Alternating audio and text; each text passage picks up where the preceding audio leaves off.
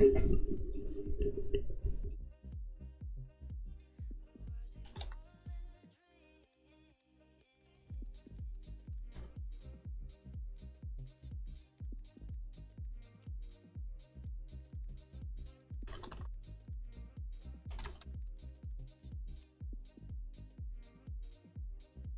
guys, welcome. I had issues. with my stream. It for some reason did not want to start.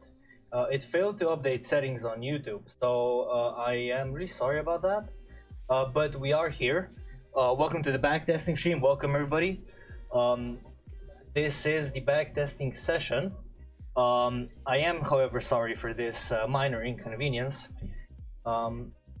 We are gonna be starting in a few. I just have to hold on. I will just notify everyone that we started. It sucks. But yeah, let me just notify everyone that we started. That we are in a different live stream. For some reason, yeah, it did not want me to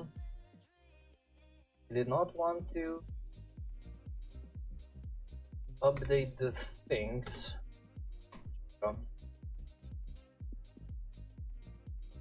Here we go. Oh, I couldn't wait for this, guys. I couldn't wait.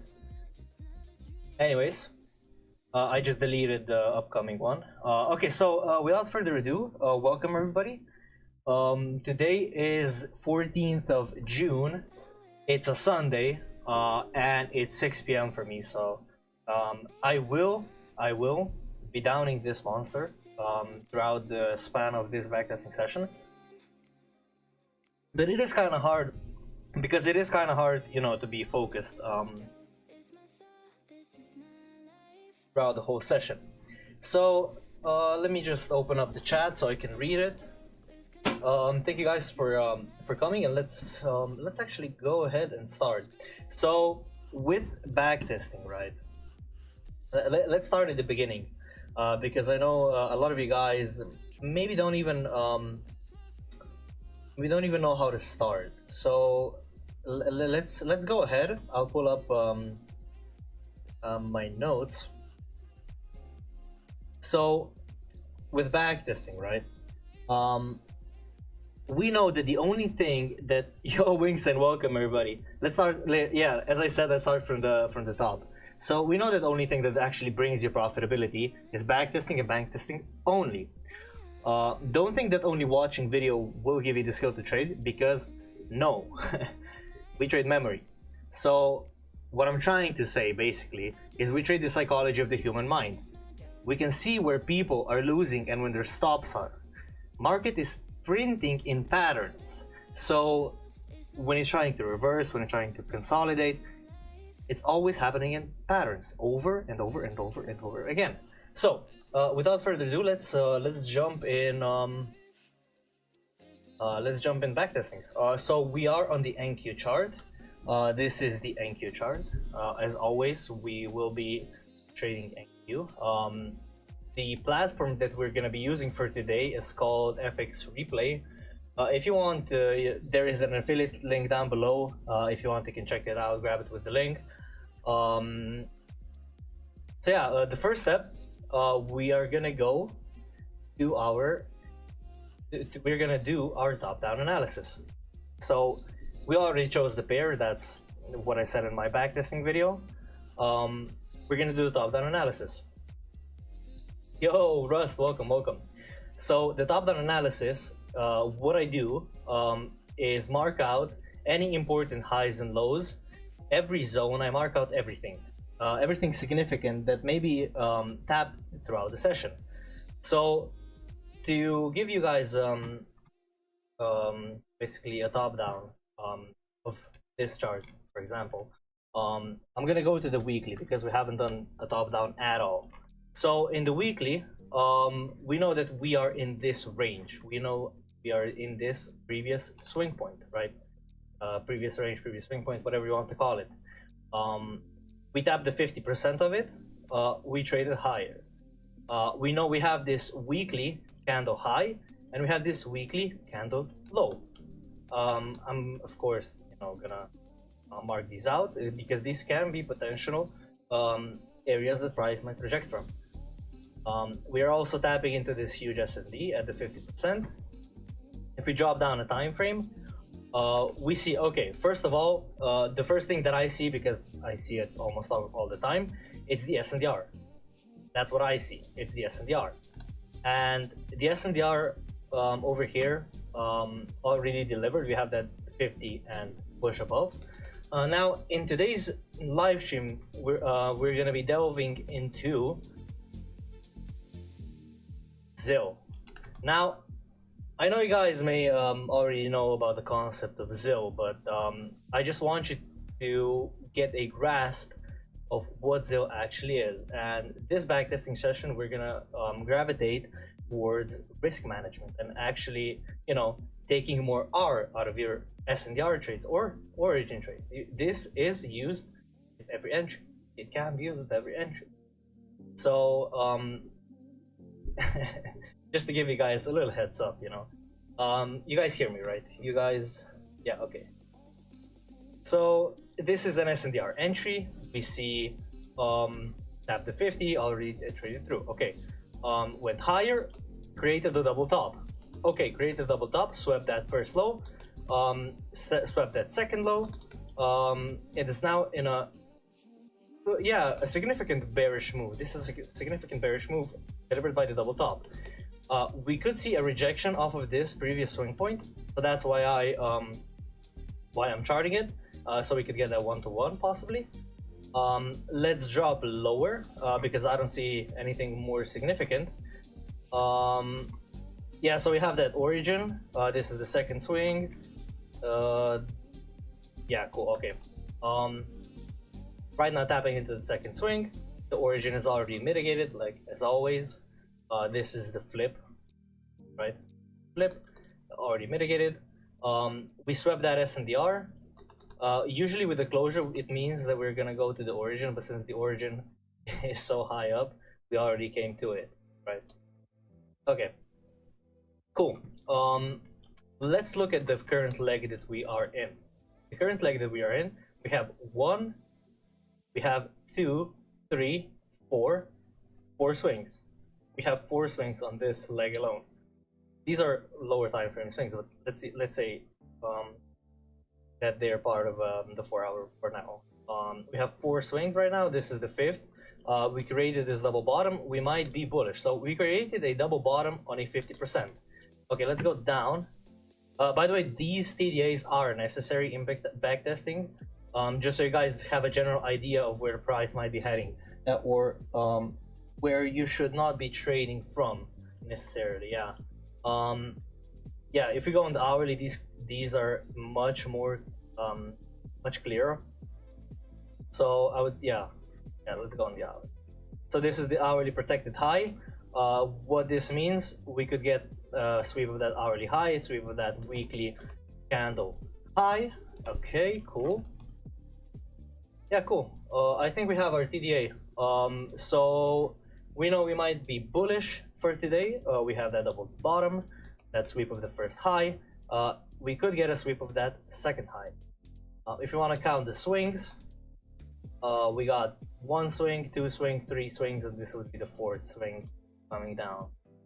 This is rejecting from this previous zone responsible for the breakup structure. Really nice rejection. If we were to use the ZIL on this, you can look.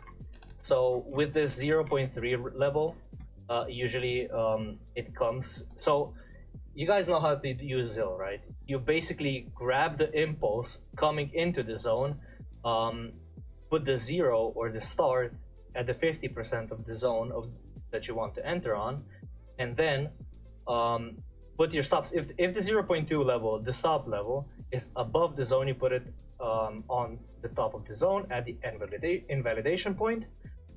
If it's below, you just put it where the 0.2 level is. Then you just target 0.3, 0.5, 0.7, whatever you want, right? We're currently backtesting. We're trying to figure out what works, what doesn't work, right? Okay, cool. So if you guys need more detail on Zillow, just let me know, because I don't know if all of you guys know what exactly it is. So yeah, we're still bearish until the break of this high. Let's go down to the 5-minute. Oh, I think I just let me reset the view.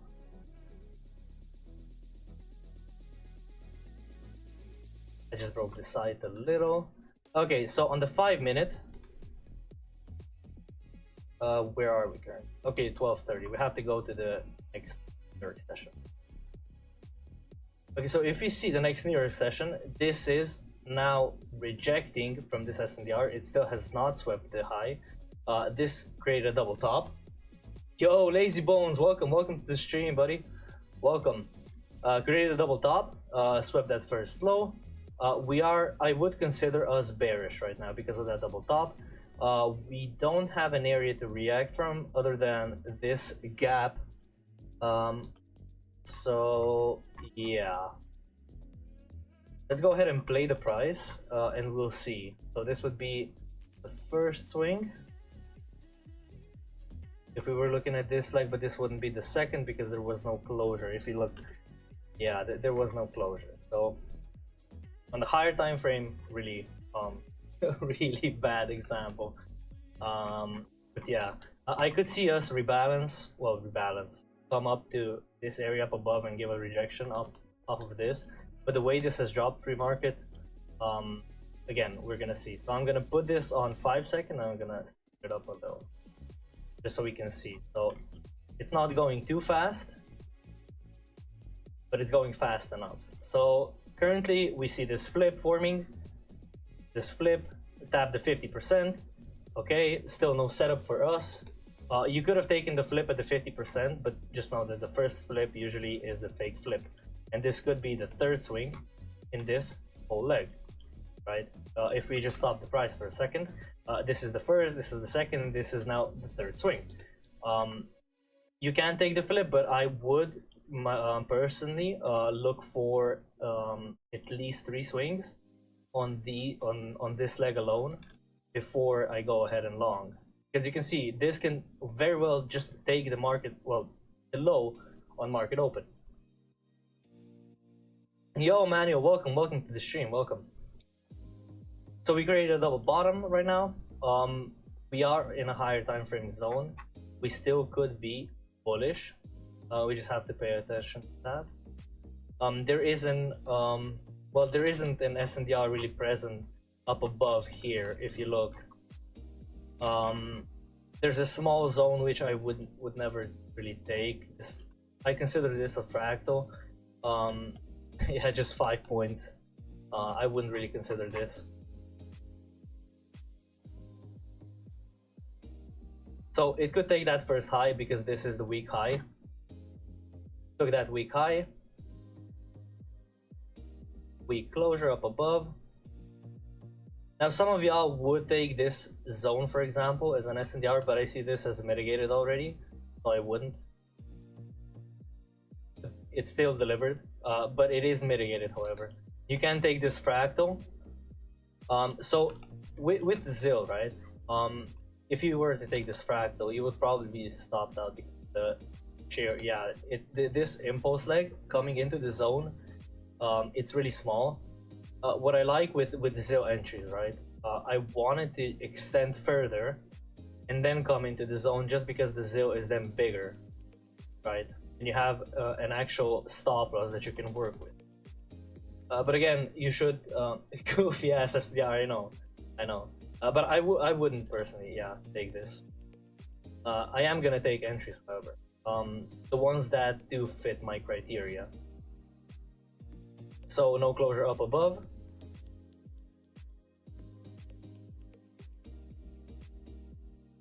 This is currently the lower time frame.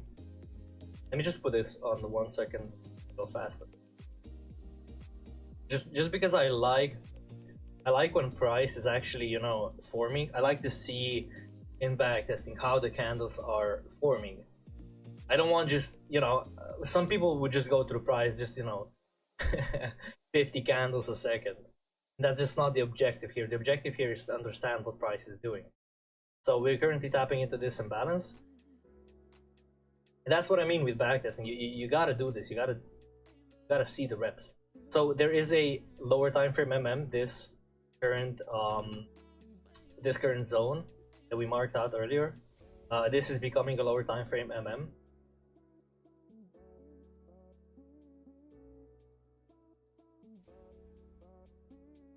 What you could see with the zone is a tap. Yeah, okay. Whatever. Don't let me explain. A tap of the 50, deliver that 1-to-1 as I say always, and then a sweep, then trade back into this range down below. Still hasn't swept, but is delivering, I guess. Whatever. This went to the tick, like to the tick of the. So we have low 669.25, 663. Oh wait. No, it's actually okay. Never mind.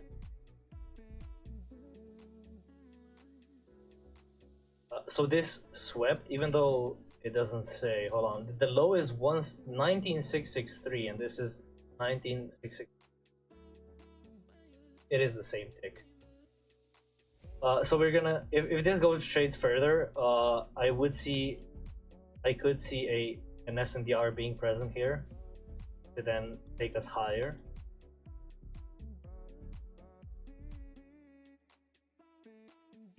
Yeah, overall I would like this for price to come up to this zone, as I said, and then go lower.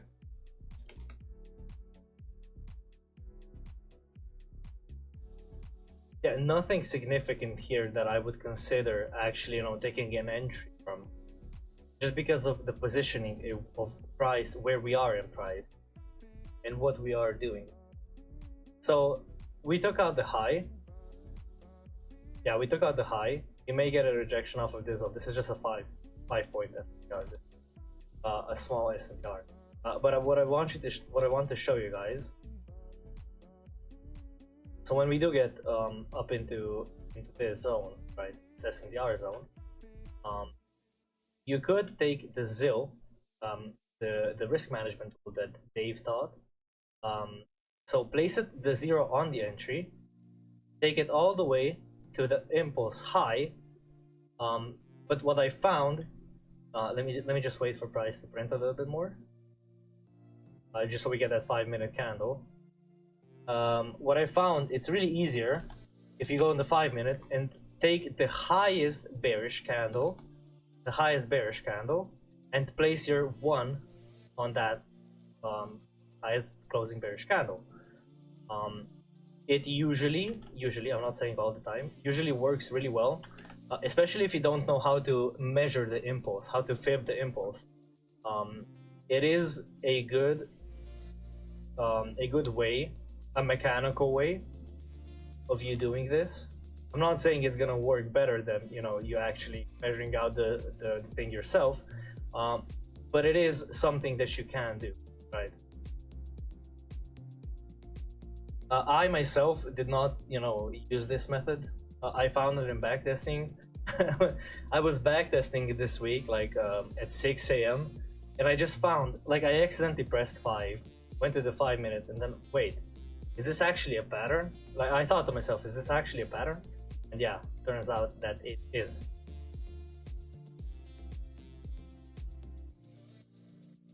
So what you do here, place the limit on the 50, place your stop loss on the 0.2 level. So if I just show you guys, just for examples, this isn't the cleanest SNDR, but yeah, it's just, you know, to give you guys an example. What you do here, place the limit on the 50, place the stop loss at the 0.2, and place your take profit like at whatever level that you want, right? Obviously it gives you higher R, but, you know, just, you know, it is a good risk management tool, especially if you don't have a risk system in place. Like, if you can always do 1-to-1. Like, it obviously, you know, well, this is just a bearish candle coming into the zone. Okay, fine, but we're obviously backtesting right now. It isn't the cleanest entry, but yeah, you can get stopped out with ZIL, right? There is a possibility of you getting stopped out before the one-to-one actually delivers, or if you're using the origin, right? If you're taking the origin, if you're taking the origin, there is a possibility of you just getting stopped out before, you know, prices may just come up here and then stop you out, doesn't take the low, and then, you know, takes out the high. Yeah, there is a possibility, but you have that higher R advantage now. Yeah, 1 of 10 trades may do that, but you have that, you know, higher R advantage. I don't think this S&R delivered at all. But as an example, I want to show you guys how to actually plot it and how you can use it. I'm just showing you because I want you to use this in your own trading. Just, you know, blindly now applying it in your next trading session on Monday, so tomorrow. This is reacting from the 50%. This would be considered the third swing right here. I am still, yeah, so as this will tap into this up above, this swing up above, I would expect a rejection. But yeah, we are gonna plot everything. Wait, let me just. This would be the origin right here. This would be the last down move that put in a high. So, right here, guys, right? The ZIL at the 50% of origin. Yeah, that. I mean, yeah, essentially, yeah. So what you can do is anchor that ZIL. Wait, hold on. Yeah, you can do it like this. So when price comes down,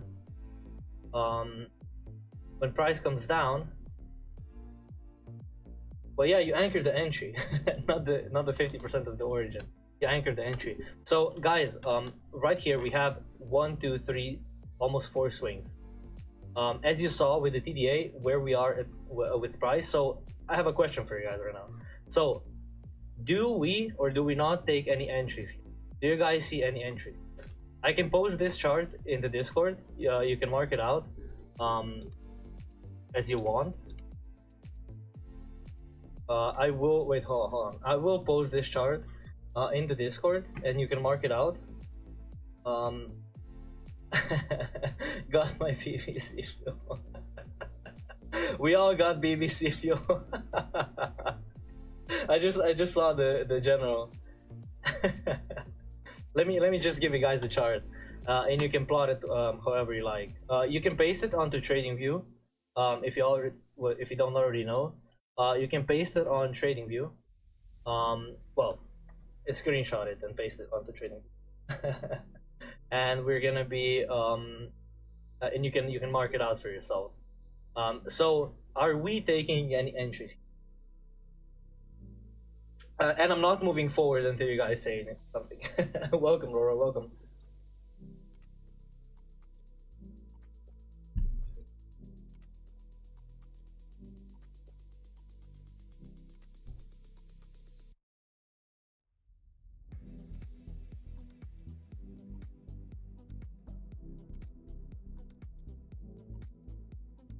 So the chart is in the backtesting section in my Discord.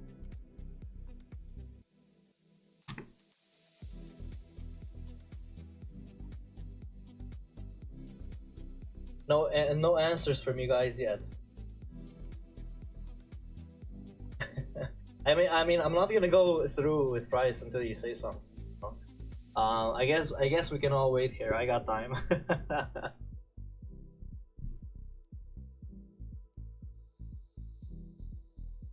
So, would you or would you not, guys, take any entry? I mean, I could answer, but I don't want to be the only one. Yana, you gotta start. Somebody got to start. I was like, okay, what's the question? So, are we taking any entries here? Are we taking any entries? I wouldn't take anything, but of course, it will be the 50% of the consolidation, okay? The current bullish leg or the lowest, okay. Okay, let's, okay. Hold on. everyone everyone just started typing. Okay, I wouldn't take anything but force 50% of the consolidation. Okay, so 50% of this consolidation, this would be a good trade because we are still in a bearish market going down. No higher time frame highs have been broken as of yet. This is our current higher time frame high. So a short would be good. The current time is 10:49 Eastern, so 10:49 in the trading session. In this current bullish leg, we could, yeah. So in this current bullish leg, we could be taking continuations. This would be a good trade, and this would also be a good trade off of the second swing. So the second swing, unfortunately, did not do anything, but the flip delivered, and the third swing also delivered a 1-to-1. For the bearish lower time frame, yeah, this zone is only 5 points. You guys gotta know. This zone is only 5 points, so I don't expect it to hold in a market where, well, yeah, where it's moving like this. Because we are forced swing, we could take an entry short. Oh, this is good, lazy bones. This is good. This is exactly what I think. Yeah, so 4 swings, 1, 2, 3, now 4. So saying 4 because if then scenario, right? This is a good one, lazy bones. The little mark zone. Yeah, we could take a short entry off of, yeah. So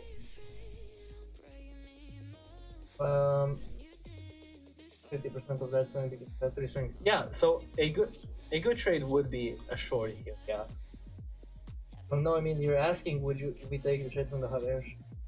No. I thought, would you guys take any trade? Do you guys see, by your trading plans, any trades here? By your trading plans, just based on price action alone. So if we play price, if we play the price, so you guys are saying the shorts from up above. I could agree with the shorts. I could agree. You guys are also saying after the sweep, this little rectangle. I could also see that, yeah. For setup, I would refine from higher time frame zone. Okay, cool. You guys looking for any confirmations or just limiting and?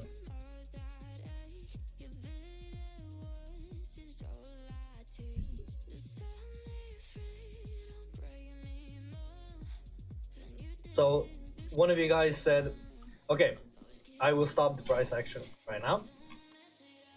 I wouldn't take the trade because we're reaching deep into the bearish high time frame zone already. As for shorts, I think wait for 1 minute flip and then SNDR short. Cool. So we got single SE. Okay, cool. SE is good, or lower time frame market structure shift. Cool. So lower time frame flip or SE. Cool. So I'm gonna just ask you again, for all of you guys that are short from this zone up above, would you or would you not still have taken this zone based on the market, what it's doing right now? And I'm just gonna play. Yeah. So I asked that question specifically because, yeah, with this big zone, we will look for confirmation. Going down, so it will work with its tiny goofy ass. Yeah, it's a tiny zone. And me personally, I would not have taken this, even though we had all of this up above. I like to see a zone this big.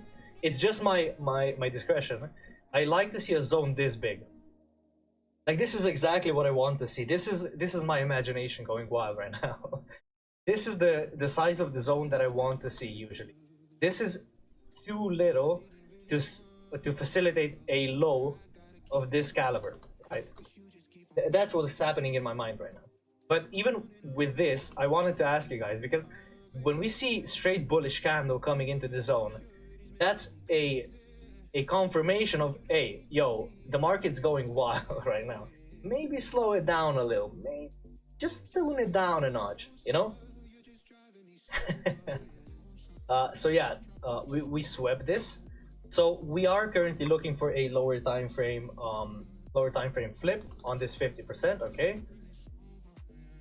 There was no news, by the way. I would take the bigger swing, but internal up to when I saw that bullish candle. Okay, yeah, so the bigger swing. Okay. Guys, don't be afraid to be wrong. We are currently in an environment where we want to be wrong, right? We want to be wrong because then we learn. Okay. I'll look for my entry at 100 balance. Yeah, I trade those.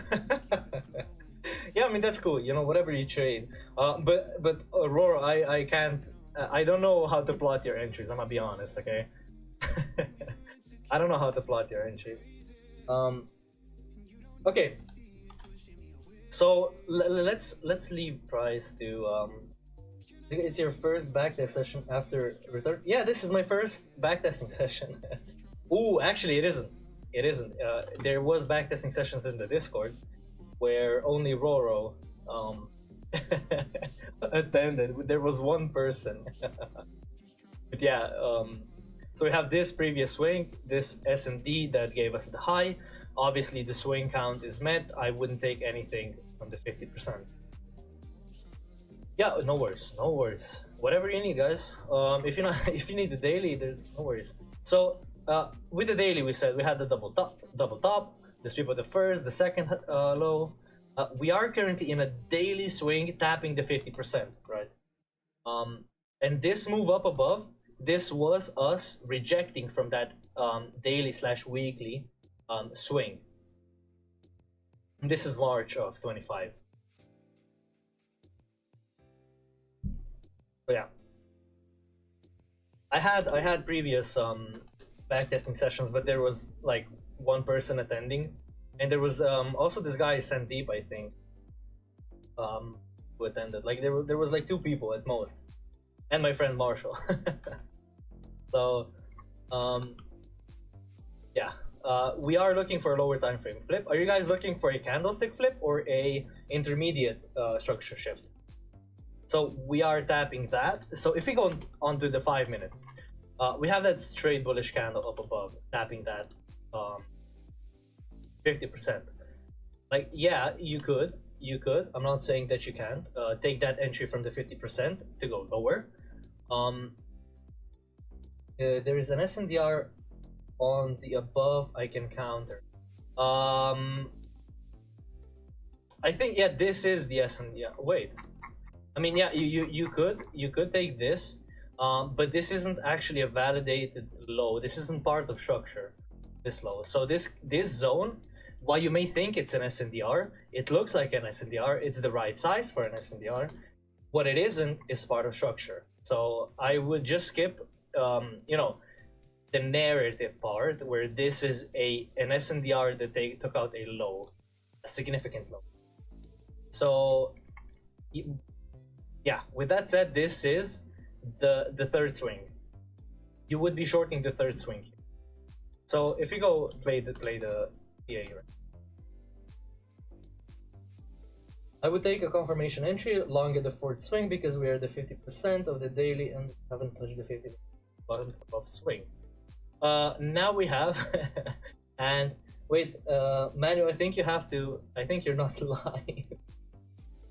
There is an SNDR and the above I can counter. I think there isn't an SNDR that you can counter. What you can counter though is that, oh no, it's mitigated, never mind. I wanted to mark out this origin just for us, you know, but it's already mitigated. So this now can facilitate a move going down, but we have to, you know, we can enter on the 50%.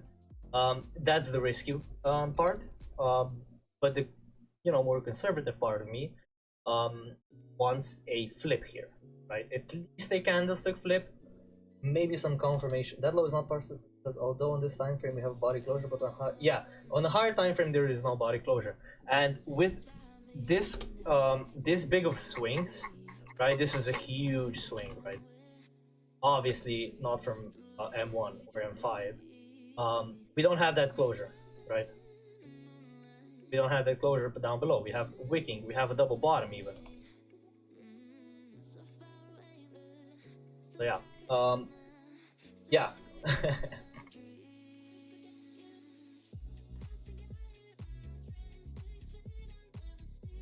But yeah, this can deliver.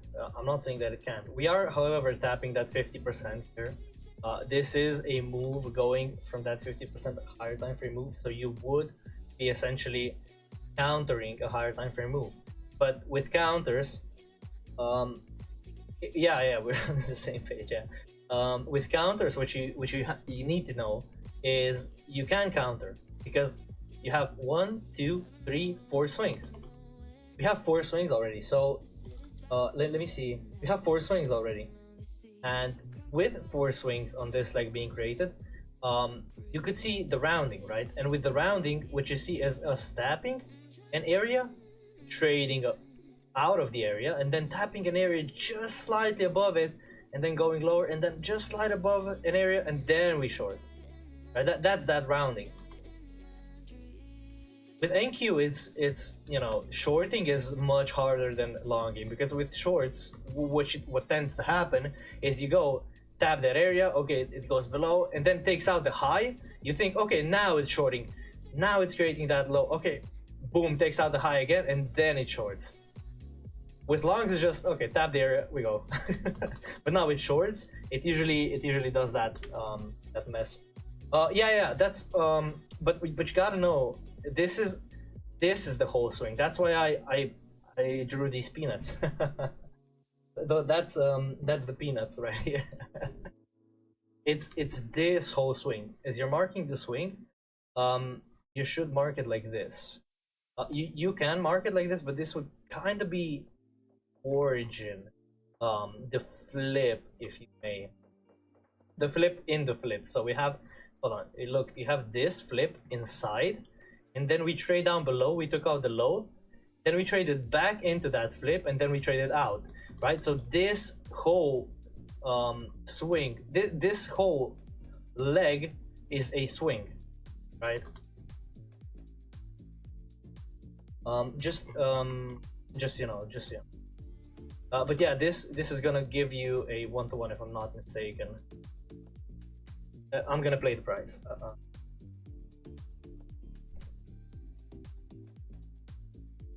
So lazy bones can already no, Wingsang can already retire.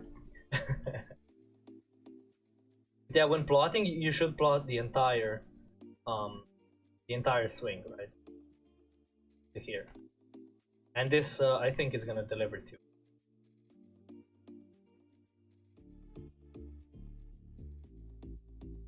Yes, manual.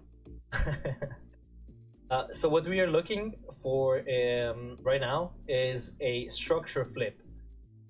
That's what we are looking for. We also have this down below.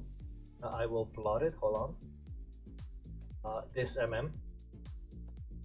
Oh no, we don't. Never mind. This is swept. I totally missed that. So we have 1, 2, now going into 3 swings on this lower time frame. Oh, the chart's getting messier and messier. The reason I would use that is I see that a more valid SNDR than the small one you drew. Yeah, of course. It's all going back to backtesting. That's what you see, right? If you see that as a more valid SNDR, yeah, cool. It can be, like, fine. I'm not saying, like, everyone, you know, has a different perception of the market.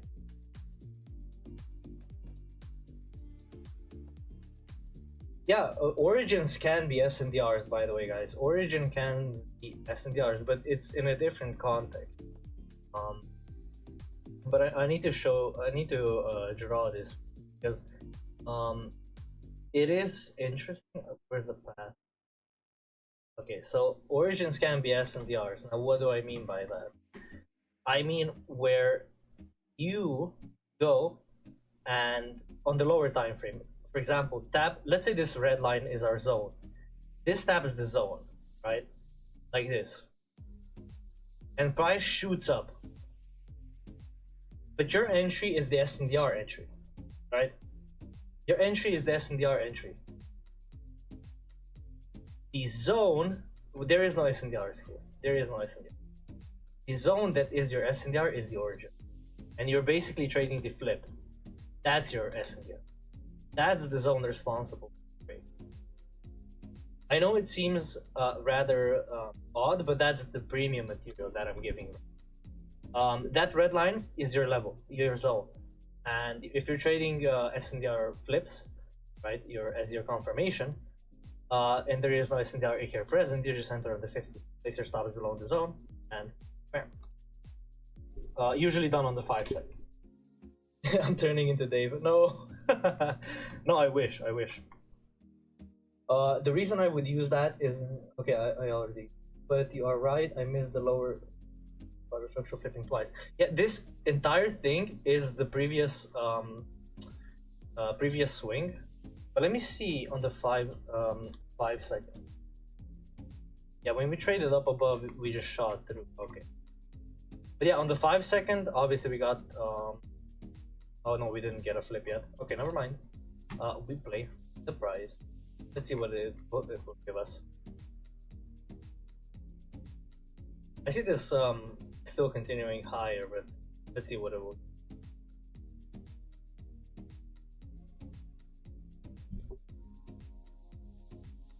So right now, guys, would you take anything? Would you take the SNDR below? Would you take anything going higher?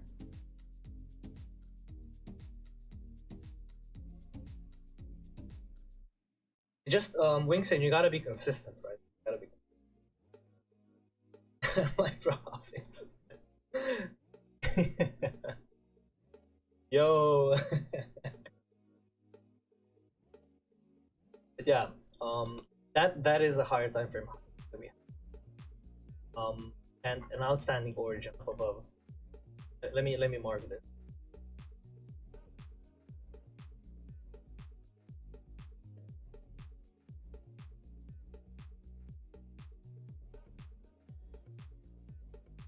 This is just going nowhere. I think we have to speed it up.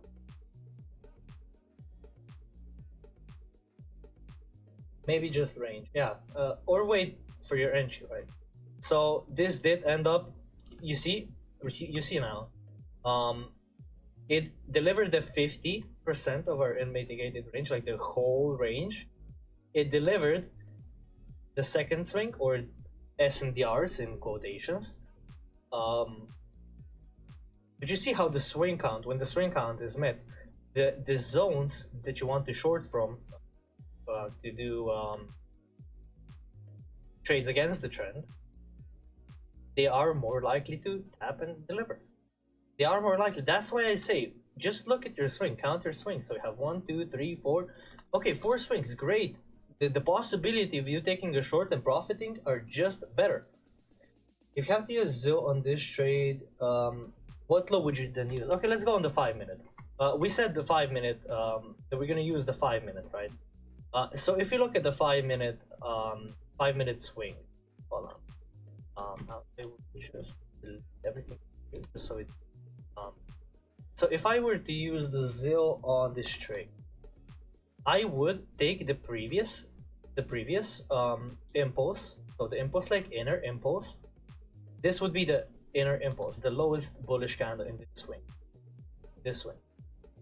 You can take the outer impulse. I'm not saying that you can't. Like this is the outer impulse. I would personally be taking the inner. And what you do then, you go, place the entry, place your stops above wherever your invalidation is. Currently it's our 0.2 level. Your BE level is at a 0.3, your TP1 and TP2 and your runners. Now, I would suggest you do backtesting in terms of what levels hit the most. I already did this for myself. I know that the 0.3 level is the highest probability of it hitting. But yeah, using the inner impulse. Now you can test both. You know, you can do both. You can do this. Look, you can do this. Now just watch it play out. And now we're gonna go in the 1 minute, and we're just gonna have it plotted, right? And you see these levels, right? Look, the outer impulse. Look what it corresponds to. The 0.3, the BE level. Would you look at that? Isn't it the S and the R? But yeah, it correlates to levels, the actual levels, right? And if you look at these levels, it's probably going to reject. Like, the ZIL is a good tool to use for risk management, but also to predict price. But yeah, if this wants to short, it's going to short. Look, 0.7 level, tap, boom, it's going to go down up to the 0.5, and it's going to go lower. Like, this is almost as good as the, wait, is this actually going to deliver? The mechanical model that they've released. You know, they've released the new bootcamp, right? Mechanical. We are kind of doing a similar thing in terms of you know, measuring the moves, but he takes the origin. He takes the origin and then you plot it. It's a bit different. The structureless bootcamp. But yeah, here, look, now you're BE. On the outer impulse, you're now BE. You can take these swings, like, you can take swing trading, like, I mean, hold on. I'll rephrase myself. You can swing trade using ZIL. You can just go, okay, we have that previous structure, we're still bearish, okay, let me just put a, let me just, you know, enter, you know, a short position. Just measure, look at the levels, and once, you know, my BE level hits, I go BE, you know. You can do this like with alerts. Just place alerts.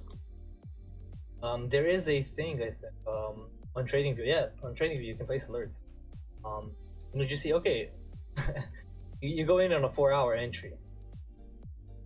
Yes, we want to use it as a risk management tool that increases R ultimately on the same entries you already take.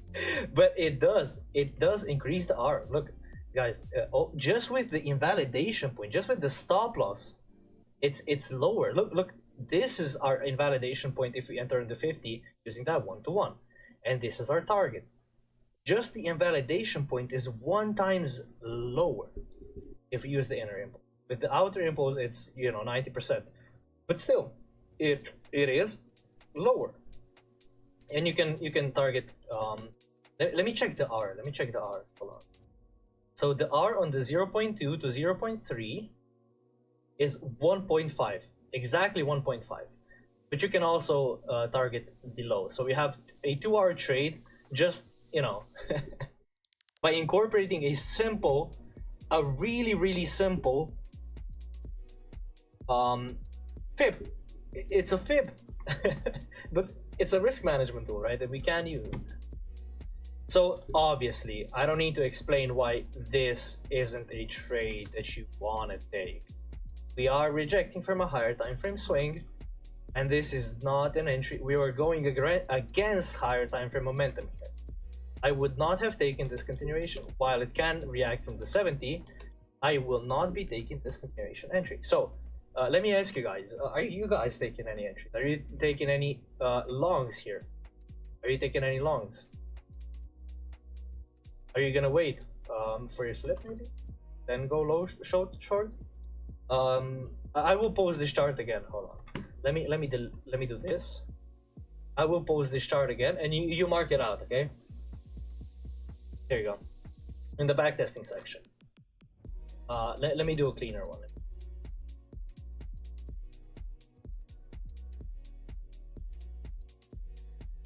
But I'm sure your win rate, because you take more loss, I will backtest, keep it 1-to-1 targeting 0.50 of the still it corresponds. Yeah, again, I want you guys to backtest. I want you guys to go through the iterations. I want you guys to see this for yourselves, because I was skeptical at first too. I was really skeptical. But yeah, just make sure that you aren't, you know, taking actual losses that aren't a part of your trading plan. Just make sure that the zone that you're using first is a part of your trading plan. So no longs. Okay, so we aren't countering. Okay, this is an origin here. Okay, I didn't see, but yeah, this.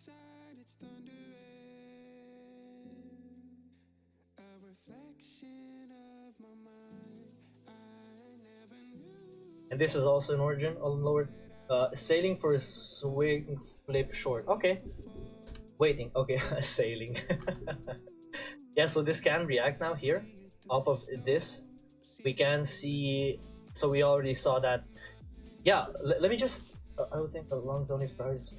Oh, the fourth swing with the body closure. Good, good, good, good, good, good. Good, Lazy Bones. I love that. I love that. So we're waiting for the closure of that M1 low. I'm gonna just give you guys an example of a trade that I used to take, but no longer do. Is I would take the origin with a sweep just like this. I would wait for this to be swept. This would be, I would mark this like this. Sweep. I would wait for it to tap the 50. Here would be my limit. I would target that 1-1. Boom. I would probably use that inner Zill. Yeah, I don't know. Well, not this. Yeah, not here. Yeah. But yeah, the 1-1. That's what I traded. This was, like I'm telling you guys, the origins that actually put in highs are one of the strongest zones apart from second swings, and I can put everything. This is the zone. Why did I stop? I was focusing on one thing, right? When trading, you want to focus on one thing. Don't try to trade everything at once. Yeah, maybe have an account for something and then an account for other accounts for something else. But don't try to trade everything at once. Let me see. Yeah, since the swings are a part of M1, I would look for an M1 closure. These swings are a part of M1, right? And we are looking for an M1 closure. You can also, for reassurance, look for 5-minute closures, because look, this is just, you know, noise. This is the previous 5-minute zone up above, right? That's why we're looking for a 1-minute closure. You can, however, look for 5-minute for extra reassurance. Okay, so yeah, cool. To answer that question, why did I stop? I have no answer to that, because I stopped. First of all, the origins and the SNDRs were traded at the same time, and I wanted to only focus on one thing, and I focused on SNDRs, as I said. So you want to focus on one thing. I mean, with that being said, if you are able to trade multiple things at once and not get confused, be my guest. But you know, trying to be proficient in that one thing and actually get proficient, that's where you explore other options. But not when you know when you're blowing accounts. Now that wouldn't be a good place, you know, to start implementing new things. I'm bearish based on the daily handle, so skip for me. Okay, skip. Okay, go. Look, still this is still delivering that that inner, well, the outer impulse. This is the outer and this is the inner. And we are BE on this entry. We are still protected. Let me see this long. Of course, we aren't taking this long because of the swing. I don't want to back to something you found was unprofitable. Yes. No. Wing saying don't. Well, I didn't say it's unprofitable. I am telling you guys, backtesting. I was trading it. I was trading it live. Don't get me wrong. When fading intraday, bearish expansion candle, I like to position myself as low as possible. Okay. If I'm longing, okay, that's cool. So as low as possible. Wait, hold on. Did I? For me, it's SNDR focus. The rest. Okay, Wingsign. We can focus on SNDRs. If you see body closure closing over high, low POI border of 5-minute, right, you will validate the body closure on 50. Then one is up. If I'm only one high. Yeah, 1 minute. Okay. It depends. Lazy Bones. No, it's not out of context. It's totally in context. If that swing that you're trading out of, you know, is part of a 15-minute time frame, you should then be looking at a 15-minute time frame closure up above to validate longs. Yeah. So lazy bones, you should be looking for a 15-minute if that's a 15-minute high that we want to close above, right? Are we on the same page? You shouldn't just go one time frame higher just because it's mechanical. You should be looking at the swings and be saying, okay, especially now with the video that they've put out. I'm not. Look, guys, little break. I'm gonna share something with you guys that happened to me today. So at around 3 a.m., I woke up to a notification. I'm not even kidding. I woke up to the notification of Dave posting a video. And I know you guys know what the video is because it got hell a lot of views. And I know at least some of you saw it. What I did at 3 a.m., I was sleepy. I was drowsy. But I played the video. I started playing the video. I started watching the video. So, and I know in that video, it explains perfectly. Like, I'm not kidding. Like, Dave did it this time. Dave really did it this time. Swings, he did an impeccable job. An impeccable job explaining them. So, lazy bones, it is a time frame thing. Yeah. I started watching it at 3 a.m. I don't even know what was happening. I was like, okay, this seems like a good watch at 3 a.m. while I'm sleeping. But yeah. Just go to the time frame that it's designated. Well, where it's from. Let me see.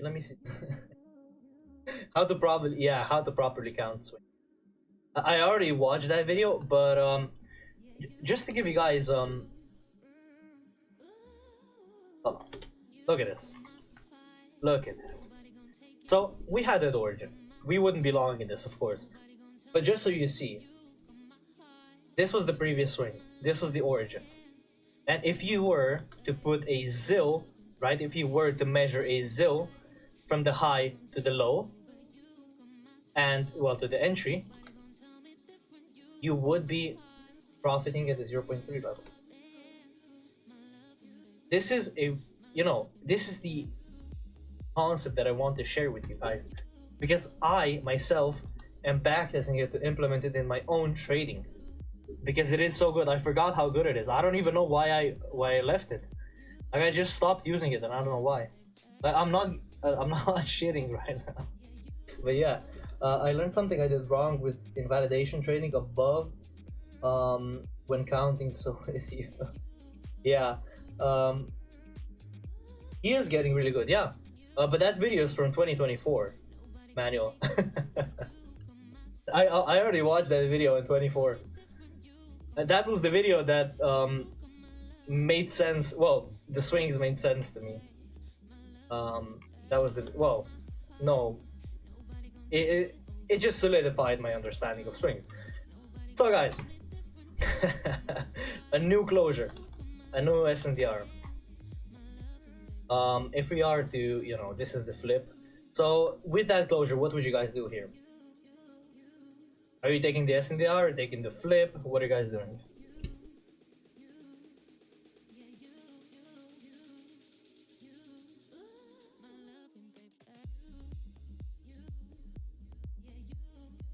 Honestly, I would short the SNDR for a scalp. Okay, but that's cool. Short, okay. Which zones are you shorting from? The 50 or the 50 of the? Just because I'm still bearish on the PA too. Yeah. Are we shorting from the 50 of the SNDR? Okay, or okay, cool. 50% of the largest swing. Okay, so we have one short position here. I'm gonna just plot it, okay? And we have one short position here. These are perfectly valid entries. I understand why you guys would take them. These are perfectly valid entries. So SNDR short, cool. I still have this as an area that we might reject from. Yeah. So with these smaller origins, right? What you want to see is a pop, right? When you go counter trend with these, I am with manual 50 SNDR. Cool. So with these origins, as I said, what you want to see is a pop. You know, one candle pop. If it doesn't deliver in that one candle, there's low chances of it actually delivering the full 1-to-1. Look, actually, I'd let ride for these to R because it aligned with my current daily candle. Okay, so we're taking 2R here. Okay, cool. BE once it hits 1R. Okay. So you see, as I said, these unmitigated origins, these are also zones that you can take. These have good win rate. Yeah, no worries. I will screenshot it and put it in. Hold on, look. You no worries, guys. No worries. Here you go. And you got it in backtesting. There you go. I can, yeah, and it's inverted. It's inverted because I draw it from the entry to the impulse, not from the impulse high to the. As you see, this has validity. I don't think I have an entry. Hold on. I gave you guys something in the journal yesterday, right? Is there an entry like this? There is. Okay, cool. So if I just copy image, can I paste images here? No, I can't, but I can here. Yeah, okay. Look at this. This was a chart from 2024, if I'm not mistaken. Yeah, from March 2024. Look at this. Look at this. So we have this origin up above, tapped, boom, delivered. We have this origin, tapped, boom, delivered. We have, hold on, yeah. We have this origin down below, boom, tap, delivered. That's what I was backtesting back in the day. And that's a live backtesting session that I did, which is uploaded here on YouTube. So without further ado, let's go to the price action right now. On the 5 minute, we did get a closure. I'm gonna stop yapping. I love to yap. We have that 50%. We can expect a tap and go lower, yeah. We are creating that sweep right now. I like to see a, so firstly, zone being partially mitigated, trading lower and then tapping. That's just something that I like to see, but there is that, okay, crazy candle coming into the zone, and boom. So, we're on ocean. So, who took profits? That was exactly 2R. That was exactly 2R. and with the ZIL, tap the 0.7. Yeah, if you were risking 1% on this zone, you would already have made 2%. 2 for 2, yeah. But I want to be wrong. Backtesting shouldn't be this like this. It usually is filled with, you know, failures and, you know, whatnot. So we got that scalp out the way. Now we have that 50, right? You have that 50. So with backtesting, what you want to do is be wrong, and then figure out why you're wrong. Because you see the mistakes that you're making, but I mean, now we're not really making any mistakes, right? And this delivered full profit on ZIL too. What I want to show, yeah. So BE 0.7 directly. Look, perfectly. I know it's a little bit messy. Just forgive me. But we tapped, boom, that 50. There was your stop loss, and there was your take profit, and that's it. What you can do with these entries, right? Your stop loss is basically predetermined. You see exactly how big your stop loss is. You can measure it on your trading platform, right? So here it was 39 ticks, and you just set an ATM of 39 ticks and a take profit of whatever you want the take profit to be.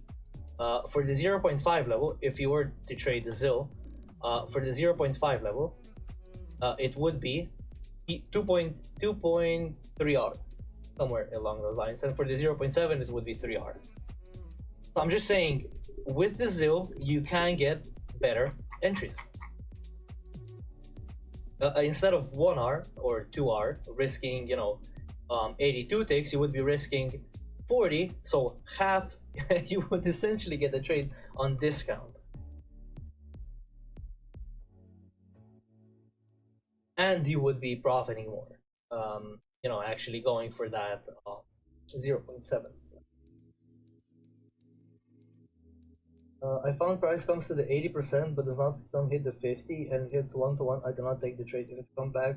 Okay, I find if price comes to the 80% but does not hit the 50 and hits 1-to-1. Okay, so you mean, oh, the 30%. The 30%. Oh, so okay, I get it what you mean. So if there is an SNDR partially mitigated, so partially mitigated and trades lower but does not take the low and trades to take that 1-to-1, you do not take that entry. Manual. That's what you're trying to say. Okay, I can respect that. Candles are going crazy. With high volatility candles, I extend the stop loss buffer to point. Yeah, okay, understandable. Yeah. If you were looking at our ZIL from up above here, we were tapping that 0.5 level.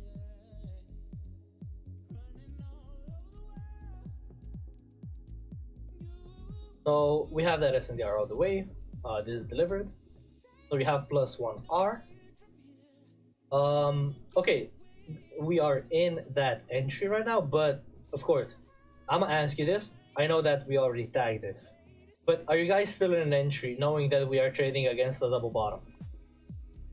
Are you guys still in this entry? Yes or no?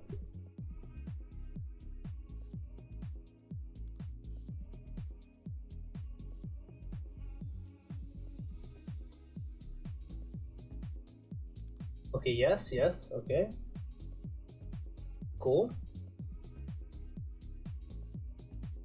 Let's see. So this would be a flip, right? Trading. Okay, Wingsane says no. Okay. So we have 2 people saying yes and 1 no. Okay.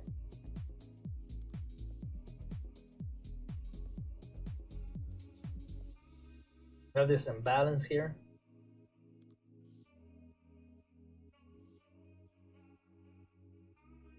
Now, I know what I'm about to say is crazy. We have this origin arc. Now, if you look, we have this first tap, right? And then we have a double bottom. That's why specifically I asked you guys, are you guys gonna trade against this double bottom? Now, I'm not saying that this might not just shoot down, but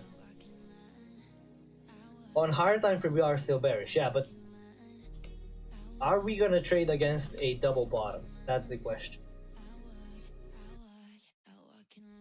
Wingsing's in a battle with me. You guys are clashing in the chat. So we might reject from this. We have this flip on the lower time frame. But yeah, overall, are we gonna take the high? Okay, so this is probably gonna take out the high. Okay, not yet. Too deep of a retracement. GG's. Okay, yeah, okay. So that trade was a loss. Now, why was it a loss?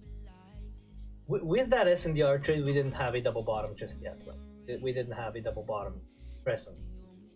But now that SNDR failed to deliver lower structure. It gave us a double bottom. Now the double bottom essentially means, wait, price is failing. It's cooked. It's failing to go down. Now, yeah, okay. It's failing to go down. Will it... Oh, hold on. will it tap the 50 and go down? Now, that's a question that I do not want to ask myself while I'm in an entry. So I wouldn't personally take this, because of that double bottom. That's exactly why I asked you before the entry, even though I saw this candle retrace. This candle did retrace, however, because of the MN present. This was a target for longs. Yeah. So now we got a huge higher time frame swing with no SNDR. We got a zone up above. So yeah, that trade's cooked. So no worries. On to the next one. That's what I always say. If I take a loss, I'm just gonna, you deal with it. There is no. In backtesting, you can take as many losses as you want. That's why it's so good. So is it sorry for going back? Are there any rules that the time frame each thing belongs to, or is it just a matter of understanding? Okay, there isn't a mechanical rule I can give you. I can give you a reference. I can give you something to sort of compare. So if you look these swings, how big they are, in terms of distance. Would you say that this swing that took 1 day to form is the same as this one that took 13 hours? It's from the same time frame. Yeah. Okay, so I was gonna come to that. Yeah, it is experience. It is experience, and actually, looking at these entries and looking at these swings. Because at the end of the day, you gotta understand. There's different types of structure. That's what I was saying in the backtesting video. Sorry, in the market structure video. In the market structure video, I told you guys we have the market is indeed fractal, right? Is the fractal nature. That's exactly what you build in backtesting. And how you build it is you just go and measure these highs and lows. Look, okay, I sorry for going back, but exactly this. Look what I did here. Look what I did. You're gonna say, oh, but you didn't do that. No, but I did. That's how I understood structure. Look at this. I was placing dots on the highs and lows that were part of structure. That's how I got profitable. Placing dots. You ain't gonna believe me, but yeah. Isn't it crazy, huh? That's exactly what it is. Well, in the first iterations I did that, but then I started experimenting with zones, and then I started experimenting with SNDRs. You know that not every zone that's at the bottom of the range is a good valid SNDR. There's always an SNDR that's probably a better fit, because you can't just mark out every SNDR. Well, this SNDR was a perfect one. I can't lie. But, sometimes you're gonna come across exactly this. Hold on. Where's path? Okay, path. Sometimes you're gonna come across this.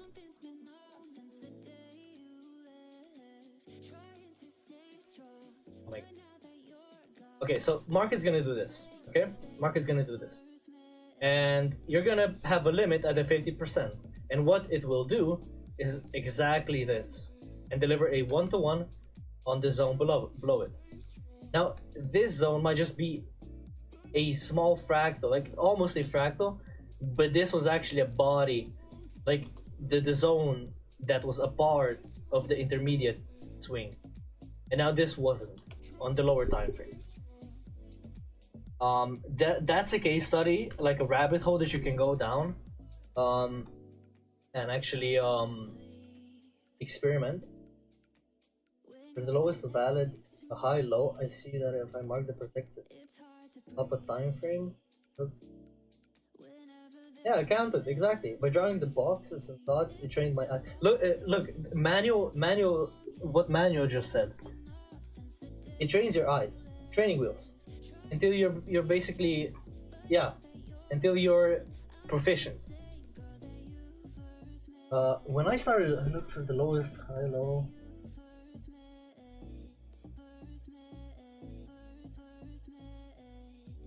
I mean, yeah, going up time frames, you're gonna see exactly how it looks, what's validated and what's not, and then you basically train your eyes. You see, on this time frame, it looks like this. So you know, on the 5-minute, it looks immaculate, and then on the 50-minute, it's a bit choppy, a bit wonky. You know, it's all in the repetitions. But yeah, let's go back to price. This is a back testing session. Yo, what date is this price action in Q? We are currently on March 21st, Friday. I am expecting a rejection off of this zone up above. Are you guys in any shorts? Are you guys gonna long anything? I remember them in the beginning. Yeah, me too, lazy bones. Me too. Are you guys gonna short anything? Are you guys gonna long? Okay, nope. It is coming to the end of the session. This is 12:30.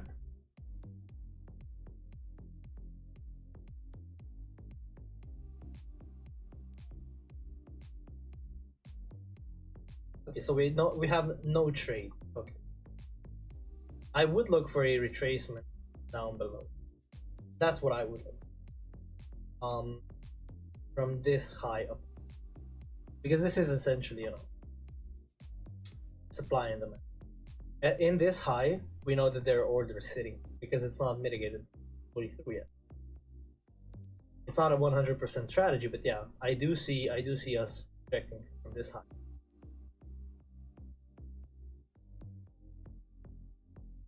But after we do mitigate this, I will go on to the next day, because my trading session usually stops at 1 p.m. If there is no entries, I just stop at 1 p.m. Just so you guys know. We did sweep. Wait, did we? Yeah. So what you see with price, you see this sweep. You see this. This was a partial mitigation of our origin, right? This was a partial mitigation. That's what I use as a sweep. But sometimes what you see with the sweep is a premature sweep and then a premature move going down, right? That's where the odds of your entry delivering just lower. And that's what I saw in my personal backtesting. Of course, now, do you guys see anything here? Anything significant? Maybe from a higher time frame? Let me train your guys' eyes. Let me train your guys' eyes. On the 15-minute, what is here? What do you see here on the 15?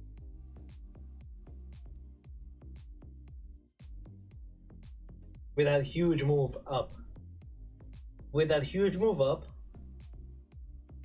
Exactly, Manuel. Exactly. Imbalances. Boom.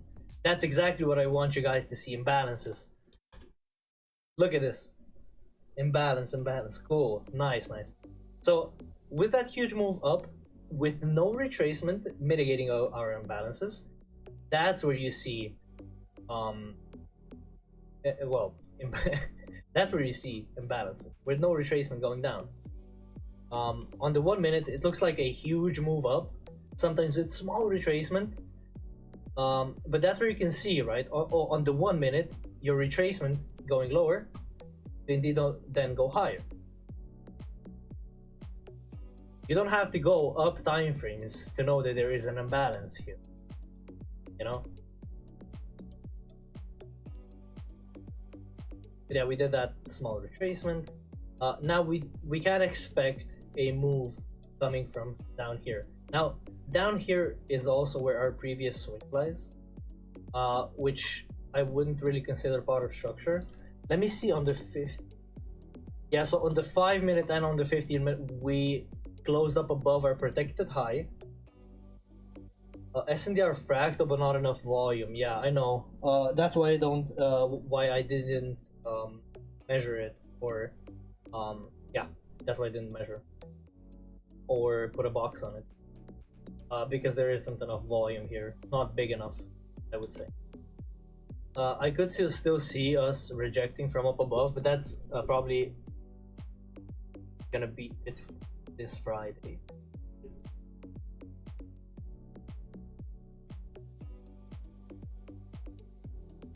So you guys longing anything here? Are you guys longing the fractal? Are you longing the 50% of our wing? Is there anything that you guys are interested in? I would mark it, but not take. Okay, okay. It would be the hidden lesson. Lesson 5 from the original masterclass that we passed. Used to always say that, yeah. Imbalance. He said, I will imbalance you guys to death. And yeah, he did. He really did, yeah. Nagalongs are out of the question. Okay.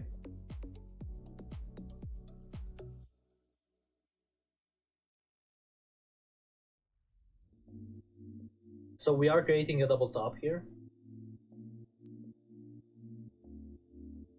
On 15-minute price, body closure above the S and the R.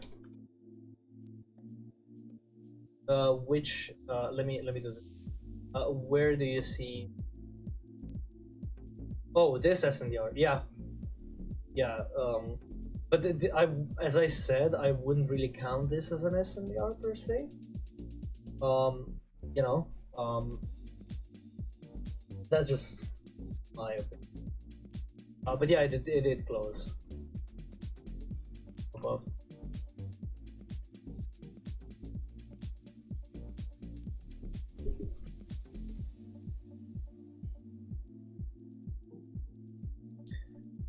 This is really not moving anywhere. Sorry for not looking by myself. I'm watching the stream. Yeah, no worries, Lazy Bones. Yeah, no worries. I completely understand that. Yeah. But that bullish candle did us dirty. Yeah. This is just gonna go through, right? So as I said, the odds of that entry delivering go down as soon as that sweep gets swept. As soon as that sweep gets swept. Are you guys longing this? Let me just ask you. I know some of you. Your name says. Yo, go on. Are you guys gonna long this? I'm gonna show you the 5-minute. The 5-minute did close down below.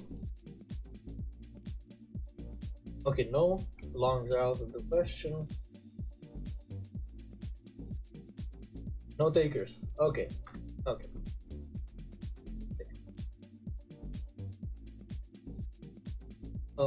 This is still delivering. Okay. So what I said with this zone, this did come all the way up to the high of the zone, but it did not sweep. It did not sweep the zone. So it did deliver. That 1-to-1 did in fact deliver. Look at this. Cool. Yeah, no takers on the longs. Top of the range. Cool. I like you guys actually. Cool. So again. So that SNDR did deliver. Now, I know you told SNDR is something to look at, but in terms of price goes above the SNDR, it's most likely will come to the order. Yeah. Look. Yeah. So with us closing above, that's an early indication. Well, an indication of us trading all the way back to the origin. Yes. So the origin in this case would be up above. It is an early indication. I do not take back what I said. But with this SNDR, I wanted to ask you, just because we have broken that higher type. Wait, let me just do this, okay? Because it is getting messy. It is. Let me draw this again. So with this closing up above this high, this was our protected high. this was the, well, I'm not gonna say that it was an SNDR, but it was trading from this leg, and this leg had one swing. That's it, one swing. That's it. It flipped here, down below, and this was the second swing. That's what I asked you guys, if you guys want to long this. But as you said, top of the range, it's fine. I do appreciate, you know, that you have rules in place. In terms of top of the range, top of the range would be all the way up here, all the way up. Yeah. So the range that we are currently in is this.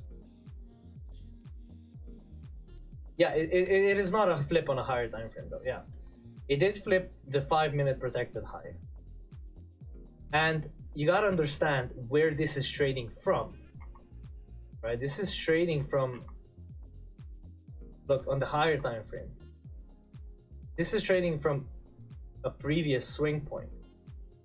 This is us tapping the previous swing point and then flipping on it. So our narrative could be because look at this. This is not rushing to take the lows. Yeah, this is tapping the 50% of the daily on the dot, and our narrative isn't really that it's gonna go down, flush all these lows. It still can deliver that 1-to-1. We still have that, you know, safety rule. We don't want to marry our narrative, and we saw in the session how bullish price really was, how it was extending. So, not really marrying the short bias, we can still change that narrative, that bias, you know, with price delivery. So yeah, this would be the second swing on that leg, and you could have longed it. That's why I asked you guys if you want it. And yeah, this would now be the protected low, and this would be the. Again, if you have any questions, just please make sure to ask them. Make sure there is no wrong question. I need to get better on the swing stuff. Yeah, getting proficient with, you know, having that higher time frame in your subconscious. That's where the goal's at. If you have that higher time frame in your subconscious and you're constantly thinking about the higher time frame, where are we? That's where the money is at. I was too fixed on the M1 time frame. Yeah, I mean, we gotta still look. You know, what is the higher time frame doing? When you're zoomed in like this, how can you know what the higher time frame is doing? You know, how can you know? So yeah, yeah, that's why we're here. That's why this whole stream is for learning. That's why we're here, to learn. So yeah, we can still tap the 50% of this and go higher. So you guys taking any longs, any shorts? Otherwise, I'm just gonna go to the next New York session, because this is the end of the session.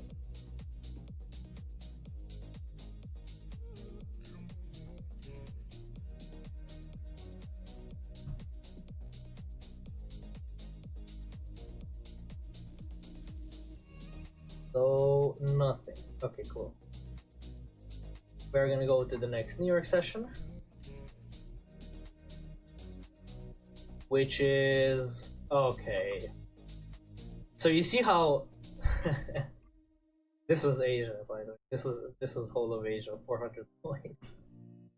Okay, cool. So that daily that we ended up tapping, if we go to the hourly chart, we don't need to do the whole TDA again.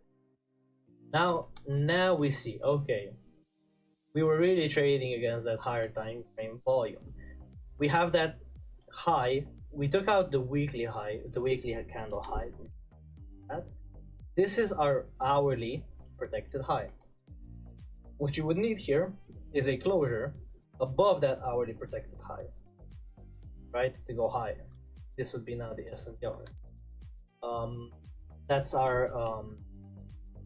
That's our hourly. If you look, we are still bullish until the break of a low. We are still bullish, but an early indication here. Oh, I missed something. I will get back to that. with us rejecting and creating a flip on the lower time is giving us an early indication, okay, we might be bearish. Then when it actually closes the higher time frame, then we can say, okay, we are bearish at the higher time frame. We do not want to marry a bearish bias just because an M1 flip occurred. And okay, there is an hourly SNR here that we want to chart. Also turning into an MM if two taps. Okay, so don't mind me, I'll just go to the lower time frame, the M1. Yeah, so on the M1, really interesting stuff. We can't even count the swings. Let me see. Is there a way we can count the swing? 5 minutes maybe? Have that 1, that 2, have that 3. Yeah, I hate these Asia swings. Sometimes are so like ugly. Because look at this. We have that 3, we have that 4. Yeah, that's it. That's the 4 swings. I could see this as a potential target for price. This is a potential target. We have the higher time frame SDR. I will get price. Okay, not a price. What am I? Price label. Go. White, please. Next. Okay. I'm gonna go ahead and. Are you guys longing or are you shorting? Just from all of that, what do you guys think will happen in this session? I'll just zoom out a little bit. We have this higher time frame SNR. This is hourly. Do you guys see any potential longs, any potential shorts? Where are we currently?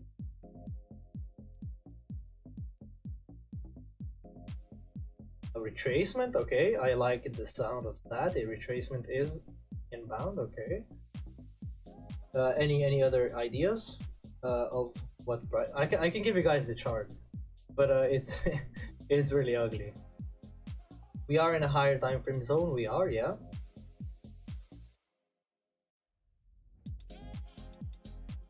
Oh yeah, us being in that higher time frame zone. Yeah. Okay, selling pressure. Okay, cool. We have a high possibility of us rejecting, right? We have the swing count. We have the 1, 2, 4 swings. First down, then up. Okay, so Rust is saying we're gonna go down and then up. Wait for an hourly closure. Cool. Okay, so an hourly closure above that high. That like fill that opening day gap. We have that opening day gap. I do not personally use the opening day gap, but I will mark it out for you.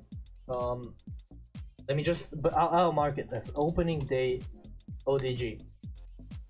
I don't know how do you guys mark it, but that's how I'll mark it. So let's let's start the price. So M1. On the M1, the protected low, obviously already broken. This was the protected low.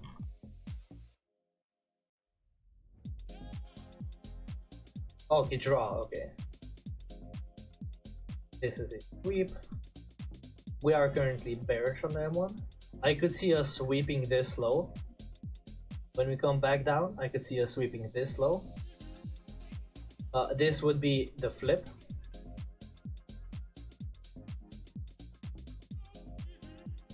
This is feist. So you see why I don't, well, why I don't really take trades on market open directly.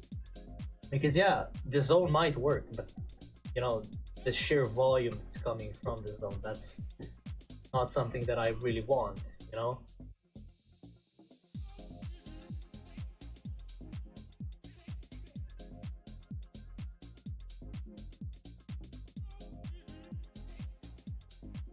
Okay, so you guys shorting, you guys longing? Us creating that swing? What are you guys doing now? We did create that MM. That's something that I'm gonna draw. We can get another tap of the MM to go higher. We can tap the 50, but we already tapped the 50. What are you guys' thoughts? Do you guys see anything significant? Watching only for me. Okay, sitting on your hands. That's also a form of discipline. No hourly closure yet. We still have 20 minutes. 20 minutes on that hourly closure. So you guys are sitting on your hands till then. Sorry for running late. Yeah, no worries, Benny. Welcome to the stream, buddy. Good evening. Good evening. Good morning. Whatever, wherever you're from. I forgot. I'm sorry. Waiting for price to settle. Okay, that's completely reasonable. Completely reasonable. I am also waiting for that rounding to happen. Too strong bullish momentum. Okay, cool. So we are waiting. So there isn't a closure present up above to mark this as a protected low. We are tapping that once again. So okay, and just so you guys see, I am always talking about these MMs and stuff. Okay, why is this so ugly? Hold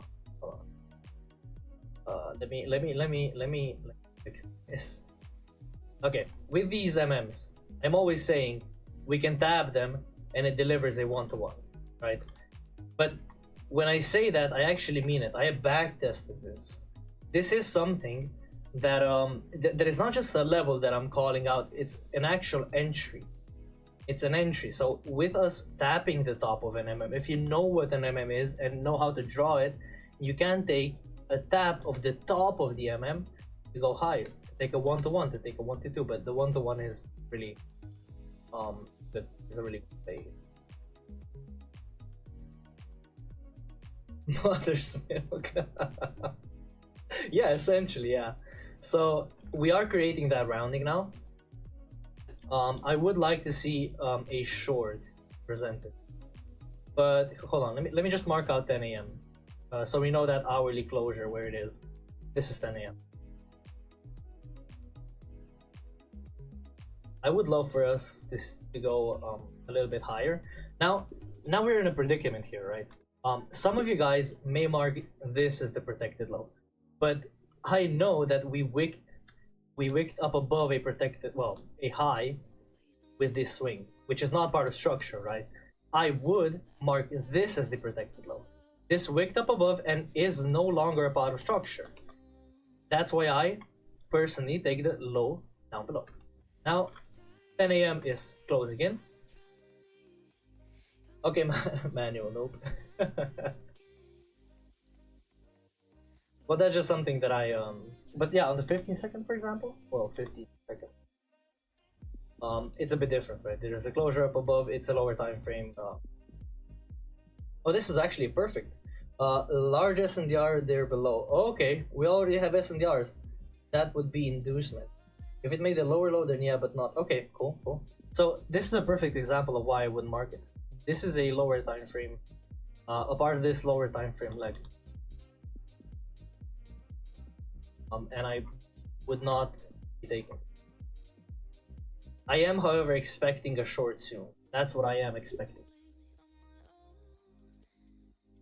So welcome everybody. We are doing I just peeked at my viewers. We are at 24, so welcome everybody. We are doing a backtesting session. So yeah, good morning, good evening, welcome everybody. Yeah, currently waiting for that 10 a.m. To close up above to further solidify that SNR. I'm now expecting that 50 above. Yeah, we could get that 50. Yeah, that's huge bullish momentum coming up. Now it's probably gonna yeah, this is probably gonna end up closing above if there's no news. We're probably gonna close up above, but yeah, there can be news, and the news event just drives us down. Okay, so no news seems like. Okay, wait for our. Okay, hold on. Let me stop the price. We have that 1 hour closure now. 1 hour closure is up. Now, what are you guys looking for? What are you guys looking for? I see this fractal as a possible rejection. I would, however, like this candle down below better. We have that opening day gap still as a target of price. You guys longing? You guys shorting? 4 hour. That 4 hour candle is looking hella bullish. I am looking for a rejection at the 50 here. Can you go to the daily chart? Of course, I can.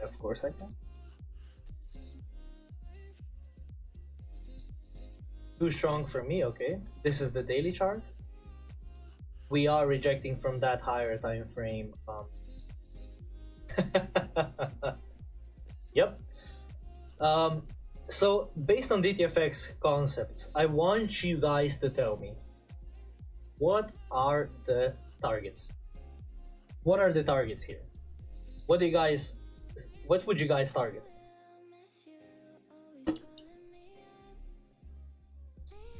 I'm out of my BBC juice.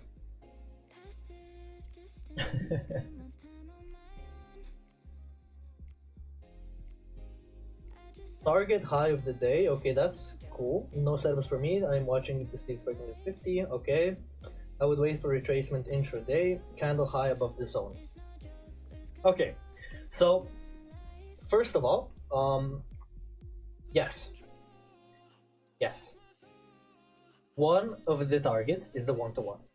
That's one of the targets. The 1-to-1 on the previous swing, that's one of the targets. The second target is our previous candle's high. The previous candle high that of the candle that tapped. I just want you guys to see.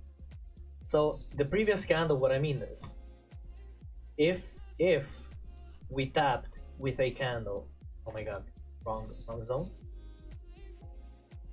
Yeah, look. The candle here that tapped the 50%. The candle previous to that candle that tapped the 50%. This high that you can set as targets when longing. Did price deliver a PCH or a PCL? That was one of the homeworks that we got on in the mentorship. So if you want, you can see this is actually a good practice. This was one of the targets. Now the second target, of course, was the 1-to-1, and the third target is the SNDR. Yeah, higher time frame targets. Yeah, I'm sorry. So let's go back. Let's rewind. Let's go back to the price and let's start backtesting.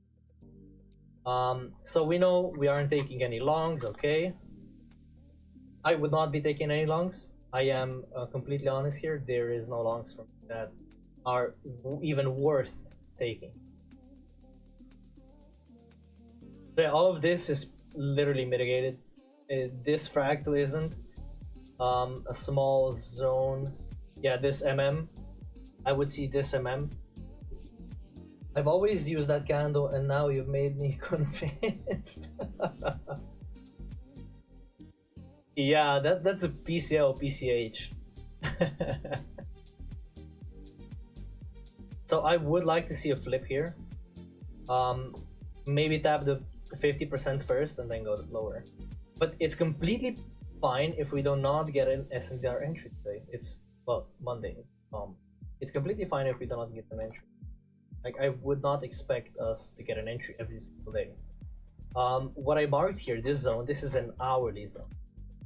This is an hourly fractal that I see us tapping into, but as I'm looking at it, this is already mitigated on the lower time.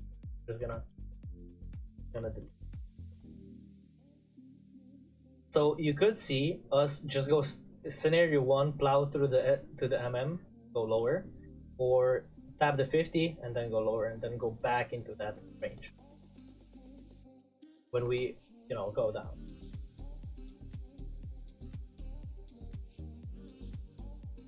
So again, no longs, nothing's changed. Do you have any entries, guys? If you have any entries, just, you know, plop it down in the chat. Yeah. while there could be SNDRs evolving here, I would not have taken it. Every mitigated zone can be no, not every mitigated zone can be an MM. Now, multiply mitigated zone, that's an MM. An MM is a zone with multiple mitigations, and every zone with multiple mitigations can be an MM. Now, need I remind you guys what this is? And if you guys remember the original masterclass, what happens with the break of? If you remember, what happens with the breaker? Consolidation, retracement. Boom. Russ got it. Russ got it. You got a medal. Boom. Exactly. Exactly. Consolidation. The order flow changes. We get consolidation. We get at the top of the range, we get consolidation. And that's exactly, well, I know it doesn't seem like it, but it is a consolidation with price, because we just did a huge move up above. Now it's gonna start to consolidate. Maybe tap and then go down, but just know that what we took was a higher time frame. And with higher time frame, obviously it takes longer, you know, to develop. Like, the consolidation is not gonna happen maybe today, but in the span of, well, in the span of 15 minutes, but rather in the span of 4 hours. It doesn't need to happen right away. Oh wait, we got a comment. If you miss the stop hunt low risk buy, look for the entry. Take no. Okay. Lift your setup. Now, we don't necessarily trade. We trade DTFX. No. Nothing wrong with trading ICT. Just, you know, the concepts that we trade are similar but not the same. We don't abide. We don't abide time. But the stop hunt low. So essentially, what you mean is that we break structure. Yeah, no worries. Don't worry. It's nothing wrong. So we break that low, basically your liquidity.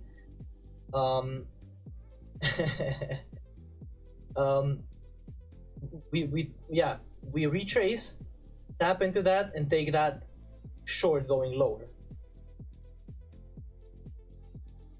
There is no we abide market structure, and what market structure is saying, there is no flip here. There is no flip of a protected low. Right now, with the closure up above this high, this will become the protected low. I will use a lock if I can find it. Just give me a second. I will use a lock, not a magnet. If you guys see a lock, just tell me. I need the lock emoji. I want to prove my. Oh, here we go. So this is the protected low. If we do not get a break of that protected low, the order flow is still bullish. That's what we in DTFX believe. If there is no break of the protected low, we are still bullish, just like. And when we do break that, then I'm gonna start looking for shorts with a body closure. Rust found himself a manual.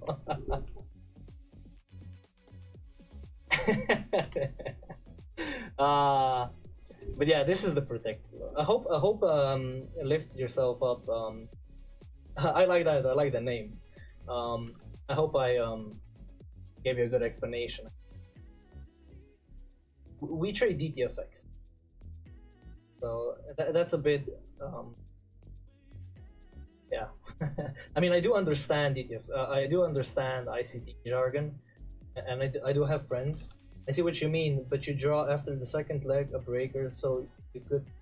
So go bulls from there to the higher time frame array. Yeah, the higher time frame. Yeah. So, yeah. I do not know how to trade ICT. I'm gonna be completely honest, but I get what you mean. We have a higher time frame target up above. and we are still trying. We are not going to take any longs to that higher time frame target because my rules forbid me from doing so. We are so high in the range. If you look, if I just zoom out a little, look at this. We are so far up extended. I would not be taking any entries going higher until a higher time frame retracement comes down. I would only be taking shorts. Yeah, it's the same shit at the end of the day, just different interpretation in terms. Yeah, exactly. Me and my friend Marshall in the Discord, he's an admin. He trades ICT, he trades the PB strat, and we have the same narrative most of the time. Like 99% of the time, we do trade the same stuff. That's what I say. Why I say, you know, it's the same shit. It's just miscommunication. My fault. Yeah, no worries. No, don't remain silent, please. We have so much to learn here. The KGB guy. No. No. Yeah, Marshall. Yeah, that's the KGB guy. Oh my god. It's an old photo. But yeah, he looks different. So yeah, we have that high, swept, a double top, up above. I would look to see... Yeah, okay, so there is a lower time frame MM right here. This is a fractal. If I go to the 15-second, you'll see exactly what I mean. So you have a lower time frame MM here present, right? And these concepts, I swear, like, look. One tap, second tap. The third tap was a 1-to-1 on top of the zone, delivered perfectly. The second tap was a 50%, a 1-to-1, and boom. Now, what do we look for with the break of that MM? The one that we always talk about. What do we see next with that break? It's kind of a lower time frame SNDR, but the lower time frame SNDR already get mitigated and delivered a 1-to-1. A sweep and then a retracement back into the range. Yeah, exactly. Boom. Back in. Yeah, I'm just trying to give you guys, you know, to actually start seeing these things, because you know it's really useful for a narrative once you start paying attention to this. If you have a zone, for example, a zone, but you know that's an MM here, you know you can take it because it's. Oh wait, sorry for the boomer question. Just to make sure I'm not wrong. When flip occurs in price, must body close just above a particular high or low enhanced? A flip can be no. It's a flip is a flip of a protected low. That doesn't mean a validated swing. It means a protected low. So when price closes up above a high, it makes that protected low, right? That's a flip. It doesn't have to be a flip of a validated swing, because a flip can look in so much different. It can be 3 candles. It can literally be 3 candles. By the way, welcome everybody. We're up 28 viewers. Welcome everybody. So yeah, we have that double bottom on the zone. I would really appreciate if you guys subscribed and liked the video. It really helps out the channel. But yeah, so with us trading up above, we have this little consolidation happening. I could see us tapping and going. Let's go. Sandemi, welcome. Look at you. Welcome to the stream, buddy. Haven't seen you in a long time. Yo. But yeah, we have this MM, lower time frame MM. If you look on the 15-second, it's a really nice MM. We did say we're gonna get that sweep and then back into the range. But yeah, I am looking for that higher time frame to deliver. But that higher time frame, however, is probably gonna take hours to deliver. Just know that an entry here is a swing trade. An entry here, a short here, is a swing trade. And what we can utilize is that lower time frame flip and the zones that happen to be in that lower time frame. So nothing yet here on the lower time frame that I would consider taking. There is small zones, but this swing essentially isn't part of structure. Oh yeah, it is. It is part of 5x. And this one too. So the protected low now lies just on the MM. This is the MM, this is now the protected low. So what you could see is the sweep of the protected low, sweep of the MM, and well, the closure of protected low, the sweep of the MM, trade back into the range, have that flip, and then go lower. Right? And we are in that higher time frame zone now. Just not at the level yet that I wanted to be at.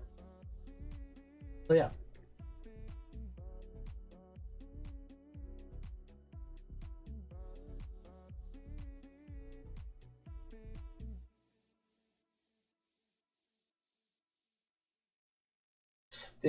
Still just how many swings is that? Would we take an SNDR? No.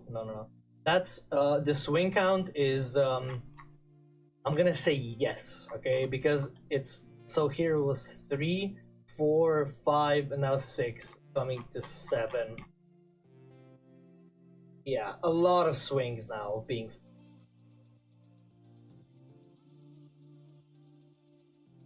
And yeah, we are finally, yeah, too many swings.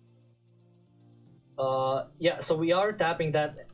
Are we seriously doing that? Come on, a little higher. Otherwise, I'm just gonna see if I drew the zone correctly. Come on, a little higher.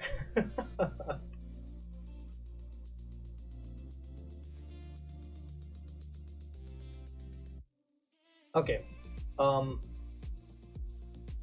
I will go and check if I drew the zone correctly, because this is a very precise concept and there could be errors. Oh yeah, it hasn't happened. Not yet. So, are you guys taking any shorts when it taps? Or what is your guys' game plan? My game plan is a flip and then possibly, yeah, so this isn't part of structure. So when it taps, I would look for a flip of a protected. Yeah, okay, so this is a great example. Great example. This low is a protected low. It is not a validated swing, but it's a protected low. What did you tell me on the SpaceX? Patience, exactly. Oh, I'm gonna show you guys SpaceX. Oh, I already drew everything on SpaceX. I don't know if you guys saw, but there was a chart that I on TradingView. It's SpaceX.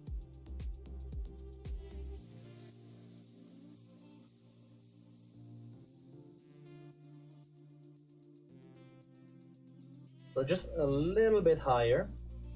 A little bit higher. Come on now. And then we'll see for any potential shorts, right? Yeah, this is just teasing us. But yeah, we can spend a little bit more time on these levels. You gotta know that it doesn't always. Okay, so let's go on to the 5 minute. Swing counting is something to rely on. It's a tool. One of Dave's live stream, he showed price leg Winky with 12.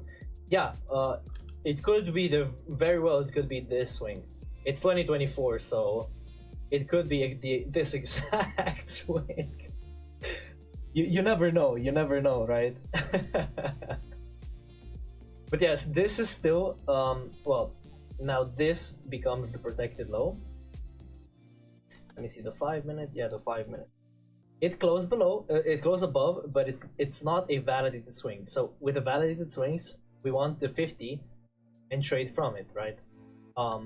But with protected lows, we just look for the swing count plus higher. Yeah. So with the validated swings, we trade from validated swings. But with the validated lows, we look for flips of validated lows. There is a good chance of us rejecting from this wick. I like how this came all the way to a point. It literally missed it by 3 ticks. Now it's going lower. You guys shorting? You guys taking any Yeah, this is a hidden SMD. You guys taking any entries?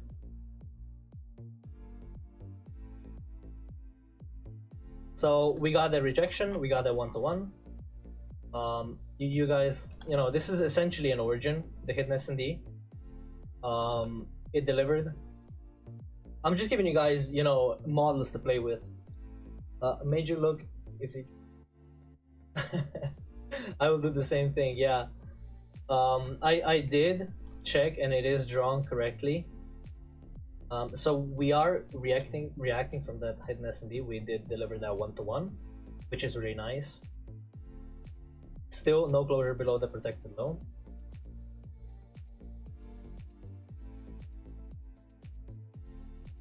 We are bouncing from this lower time supply.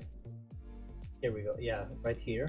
I would look for a closure down below for any shorts. So a body closure on a 5-minute below this low. Oh, we got a subscriber. Yo, Lance. Thank you for the sub, man. I appreciate it. Welcome everybody. Yo, we got 26 viewers, man. Doing good. That would be the 0.5 on the ZIL. I would have to guess. 0.5. What do you mean? As to 0.5. Wings. So we have this MM here, obviously. Again, we tapped the top of the MM. Didn't deliver a 1-to-1 quite just yet. But I'm just saying that MMs are really powerful zones.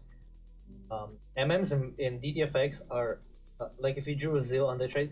Okay, so with hidden S&Ds, you will see, well, different types of there's different types of trades, but yeah, with the hidden S&D, you could have placed that ZIL here, stop below the zone, and target BE, for example.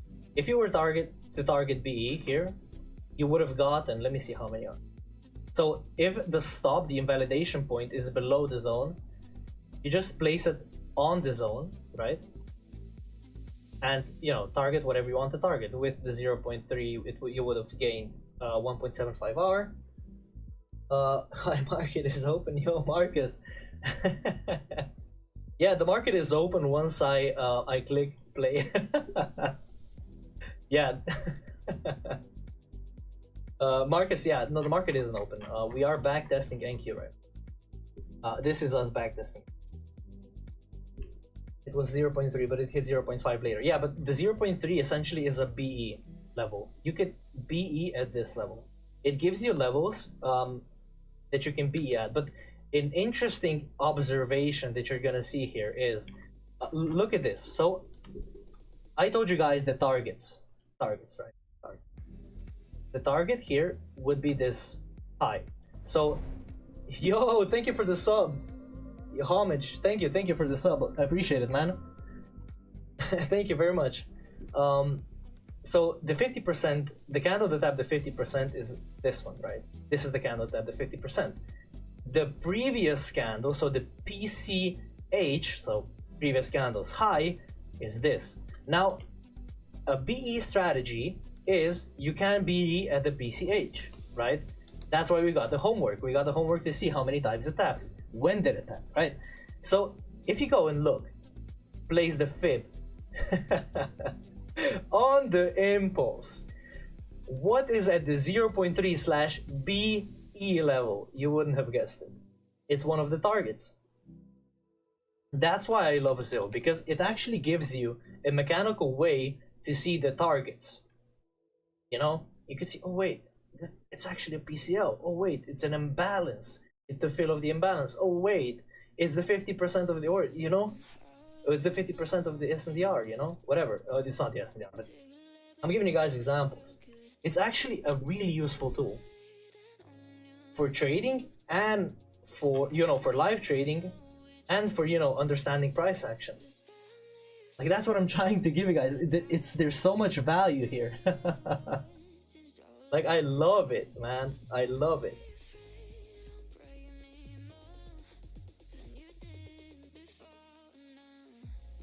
Do you use it on PA? I will start using it on the PA. We are currently, talking about PA accounts, we are up. We are up significantly. Yeah, I'm really close to a payout actually. With Tradeify, we just got another PA, and I'm getting another one probably this week. So without further blabbering about PAs, right? I did use it manual, not to deceive anyone. I did use this on the PA accounts. I do have proof of that. I do have. Here's the code. Yeah, exactly. Yeah. I know. They've created. Well, he mashed these concepts up really good. Lazy bones. Oh. Stop spamming lazy. Yeah, just don't use caps. A lot. Manual, a lot. I'll share this info with you guys on stream, okay? How many accidental ones? Yeah, the accidental. It's funny. It's funny because the accidental eval that I bought, I now am on the verge of passing. Which is crazy. I am buying top step ones now. So there is an SNDR here, which we aren't taking. We tap that level. So with us tapping that level, guys, what are we doing now? What are you guys doing now? Are you guys taking a longs? Are you guys taking Manuel? I will answer that. Go to the thinking room. Yo.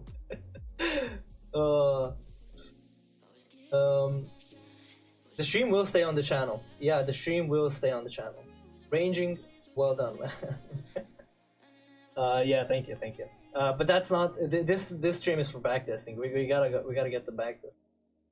This is now the protected low, I assume. Yeah. This is an SNDR. It is an SNDR. I'm not gonna say that it isn't. Just the problem with this SNDR is, it's really high in the range, and personally, I would not take that. I would rather see a flip form here and then go lower. That's what I would rather see. Yeah, top of the range. Yeah, exactly. And this is at the tippy top. What you want to see here is a rounding happen.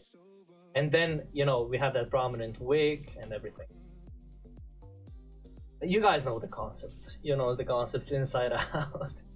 You probably know something, well, parts of DTFX more than me. I'm gonna be honest. Look, this is me being humble. You probably know. I know Manuel probably knows more of DTFX than me. Well, some parts, because there's only so much you can know with the free info. What's accessible on YouTube. But yeah, I just became proficient with the model, right? And with the system. That's your goal. Your goal is to to become proficient and learn how to market every one of these entries. At what point do you validate 2 top, 2 bottom before taking the other side? Well, validation. I know, Manuel, you asked this question already. I remember. With the double bottom, right? There is no point here that you actually see a validation.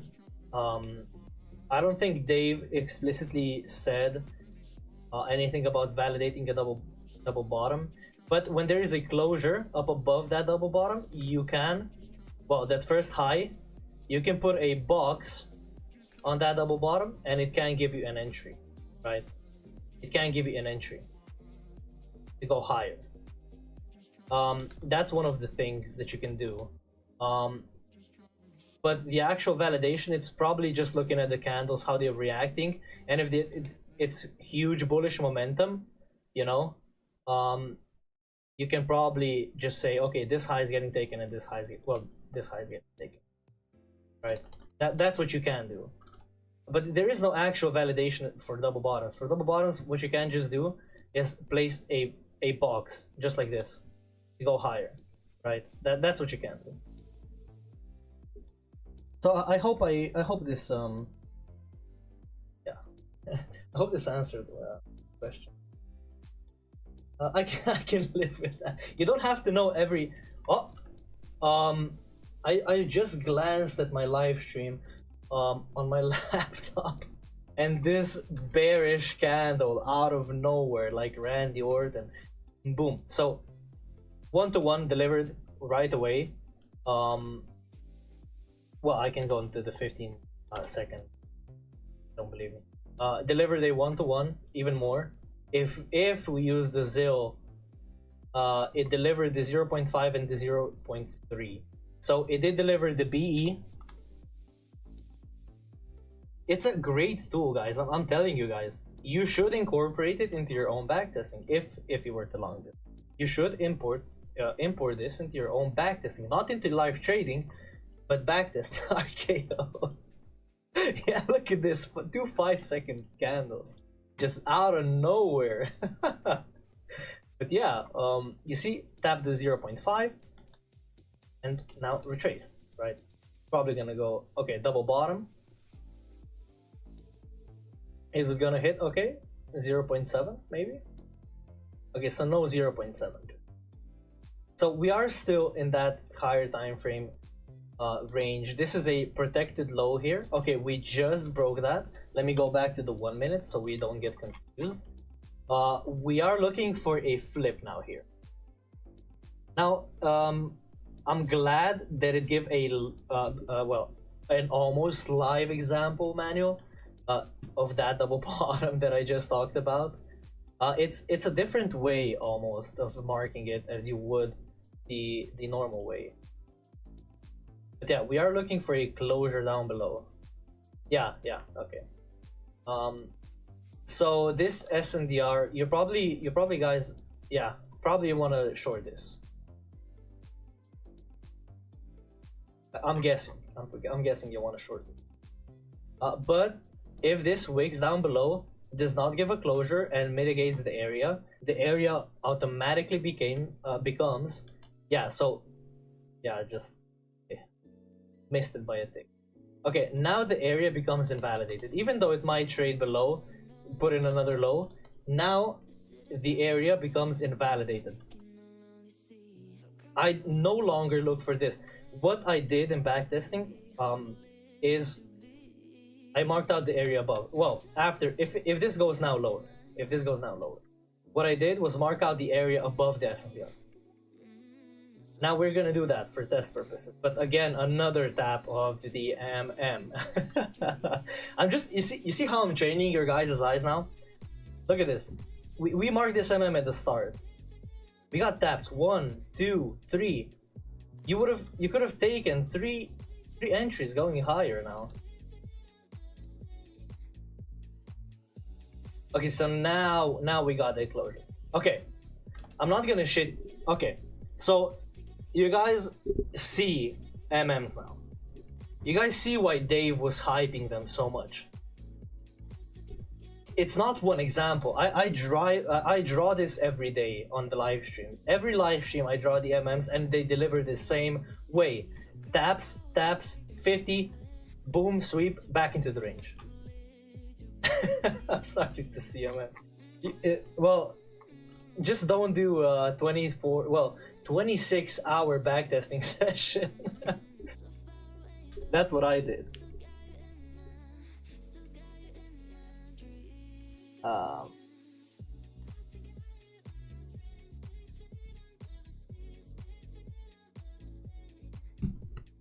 So we got the 50, almost partially mitigated. We got the closure down below. Let me see if, okay, no higher time frame closure. Not my bread and butter, but I am with manual. They do stand out more for sure. Yeah, I'm just trying to get you to see like the narrative part, you know. They are useful. So no closure on the 5 minute, no closure below that low. We are still bearish. Sorry, bullish. So we are approaching that 1 p.m. mark, where I would not be looking for, well, trades anymore. If there isn't a trade present, I probably wouldn't um, take it. I am really selective when it comes to um, these entries. You know, with the streams too, I stream for 2 hours, so into 11, and then I stop. Why do I stop? Because then I go onto TradingView to see if there is a possibility of an entry. If there is, I set an alert and do other stuff in the day, because I can't really afford, you know, to sit for 8 hours. I got other stuff to do in my life. I think about nothing but candles all day long. I have to touch grass today. I have to do, you know, after the stream, I'm actually gonna go gym. Even though it's currently 20 past 8 p.m., I'm gonna go gym. So look at this. This is a flip. We can all agree that this is a market structure shift, right? It tapped the 50%. Now it's delivering. Now, it might deliver, it might not. But personally, my rules say this is not a validated flip. I do not see this as a validated flip. So what I am not gonna do is enter on 50% and take the flip. Have a gym open at that, yeah, to midnight, from 6 a.m. to midnight. Really nice gym. What we can see now with that sweep of the MM, finally, with that sweep of the MM, what we can see is a trade back into our range, right? And this is the range that we're talking about. So you guys, if you're new to the channel, make sure to subscribe, because we're going live every Monday, Wednesday, and Friday, and we're doing these live sessions, live backtesting session. We're gonna do them every Sunday now. They're so amazing. I love them. Yeah, rounding, exactly what I told you guys. Exactly what to look for. Rounding and a prominent wick. That's exactly what we got. That one-to-one flip delivered. And now we're coming to the MM. We're gonna probably end up sweeping the zone, because there's taps on it already. It's becoming weak. And what we're gonna do then, it's cool with MMs. Okay, we're gonna do the 50 once again. The MMs kind of work nicely with rounding. I know, because rounding happens on an MM. If you look, this is the rounding, and what rounding does, it comes closer and closer together, right? There is an MM present there, and then it goes back to trade into the rounding. Also tapped 50 again, once again.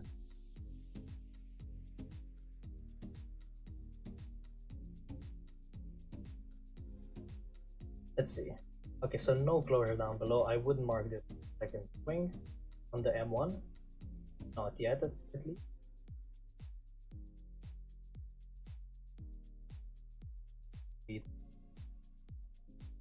Come on. So we are approaching the end of the session. But yeah, after the sweep, you see that sweep and the trade back in. It can happen now, it can happen a little later. But yeah, you see? 2 bullish candles coming up. I'm gonna screenshot this. Now I'm gonna send. Look, hold on. I'm gonna send this into the backtesting. I'm gonna give you guys the sauce. This is a really nice PA. I couldn't have asked for a better PA. But yeah, as I said, trade back into the range. From the sweep, trade back into. Now it is small, but in comparison, it is 1/3 of the entire range. This is the entire range, 72 points. And this went up by 26. Now, what you could have taken is an previous candle, well, the bearish candle buy stop. Just, you know, target the 1-to-1, maybe 1 to 1.5, 2R. Now, most of the time it delivers more than 2R. These entries deliver more than 2R, far more. Just know where your MM is and what are you trading out of and what are you trading into. And this is so beautiful. We couldn't have asked for better PA. This is going back. I'm gonna pin this. I shared this screenshot in my backtesting Discord. Well, sorry, not backtesting Discord. But my Discord, my free Discord. If you guys want to join, there is a link in the description where you can. Yeah, no worries. I'm not done yet. I'm not done yet. Who said we done?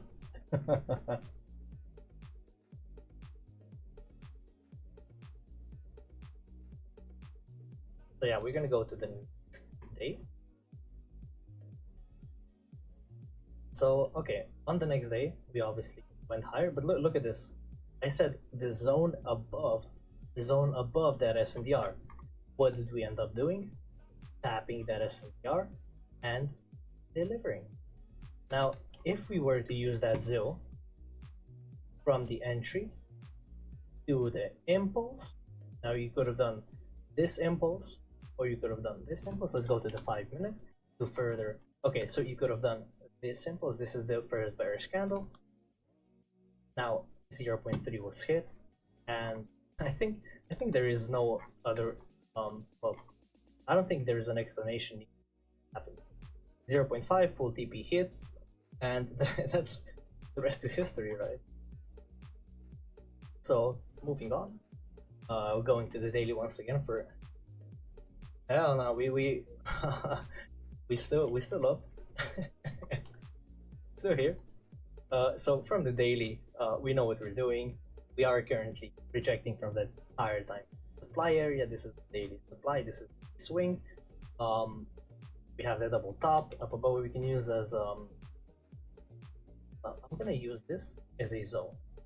I'm gonna use this as a zone just for manual, just so he sees. So on the 4 hour, we just hide everything at the moment. On the 4 hour, we are in that previous swing point. We broke that 1 hour high with a body closure. We are bullish. Now, where is price heading to? We have a couple of imbalances down below the 4 hour imbalances. We do have the opening day gap. That's also a target of price that we can tap into. We have the daily low. The ODG is the opening day gap. We don't trade that. I just marked it out for you guys. Okay. Let's move on. Let's move on to 1 hour. So the hourly swing. Oh, this is perfect. This is perfect. Look at this. So we have that hourly. We are in that hourly zone. We are in the hourly swing. You have that hourly protected low. I will just mark it as hourly swing low. We have 15 minute. We got an SNDR here, which I would not be on the 15 minute. Let's go to the 5 minute. The 5 minute obviously shows nothing significant. We did trade up above this high. Is that protected? This is a protected low. This SNDR would not be trading, but it is a protected. Oh, you mean validated? I don't think it is. No, it's not. It's not. It's an hourly protected. An hourly protected low. This is also an hourly. Yeah, it's not. It's a 15 minute SNDR. So on the 1 minute, we got a couple of key levels. We could, on market open, tap into our SNDR, which takes us up into possibly this swing. Let me see if there was a closure. There wasn't. So this is a lower time frame flip. Like we can tap into this, go higher, or just move from the top of the zone and go higher. Now I'm gonna start. You guys have any ideas as to what price might do now? This is an interactive backtesting session, so do you guys have anything?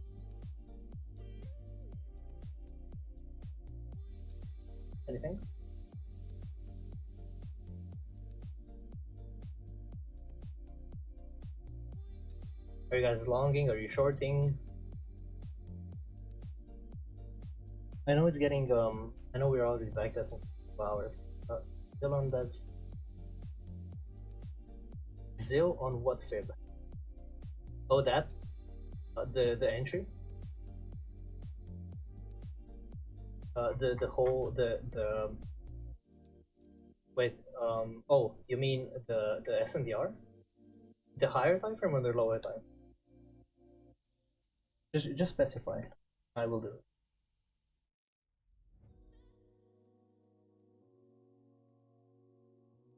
Let's place the ZIL the lower time. So the market is gonna open.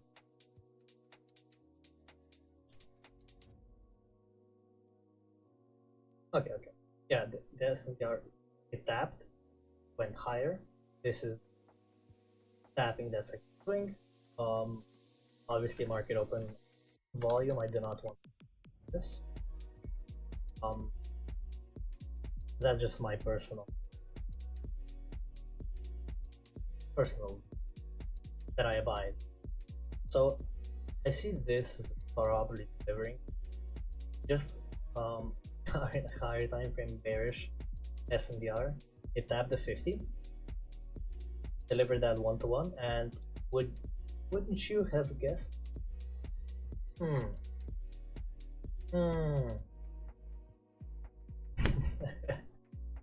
I mean, I can't make this up. I did not look up this price action.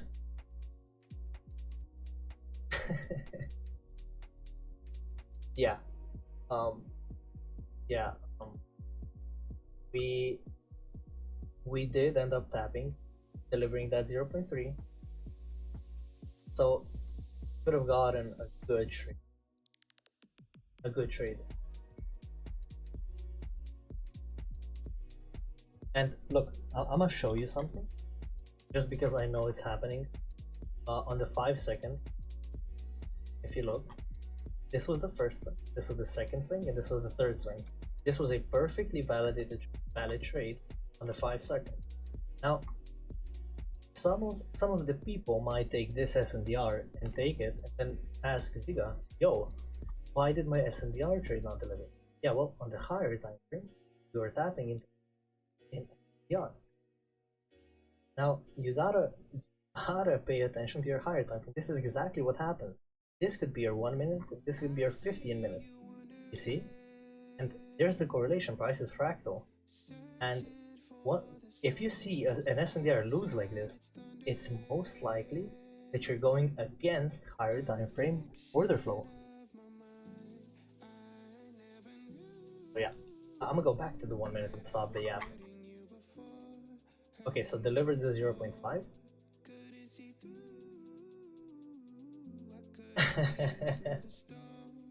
Yo, that's gems. Gems. Straight gems. So that's 0.7.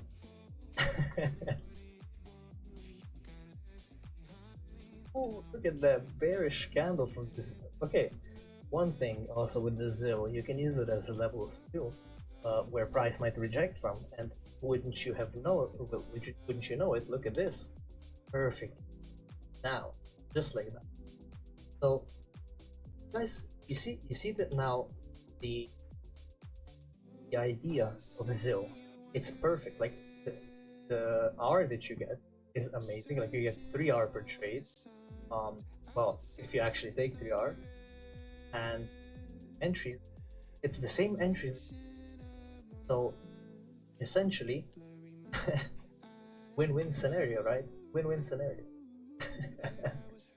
So yeah, any entries that you guys might take down here. Are you taking any longs? Are you taking any shorts?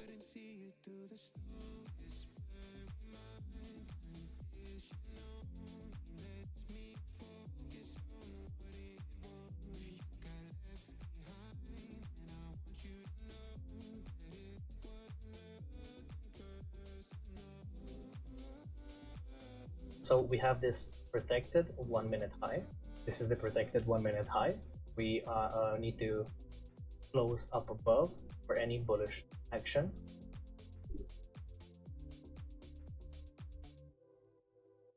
I'm liking the way of incorporate. So I'll be testing more of that.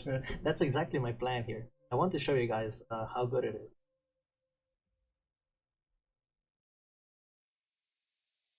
So with us trading lower, this is now our protected high. Yep. Cool. Any trades being taken? I'm guessing no, because you guys are probably tired. If the still gives you stop loss still in the zone, would you rather think about it? Yeah, I mean, if it gives you a stop loss in the zone, it's even better. You know, because now you're taking less risk or more R. You know.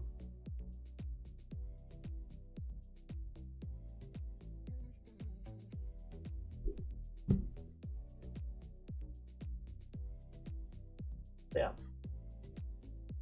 So, you guys, if you're not already subscribed, I would really appreciate you. Right. And yeah, let's look at this high. We did not look. This did not invalidate our SNR. It did not close below. The invalidation comes from closure. Now if it flipped, I would still be bullish. But again, we do need that higher time frame flip because we are in a higher time frame zone, right? Okay, now it did close up above. This is the flip. I think it's asking you, will take it again after you go. If the ZIL gives you a stop loss, still in the... Oh, now I get it. Okay.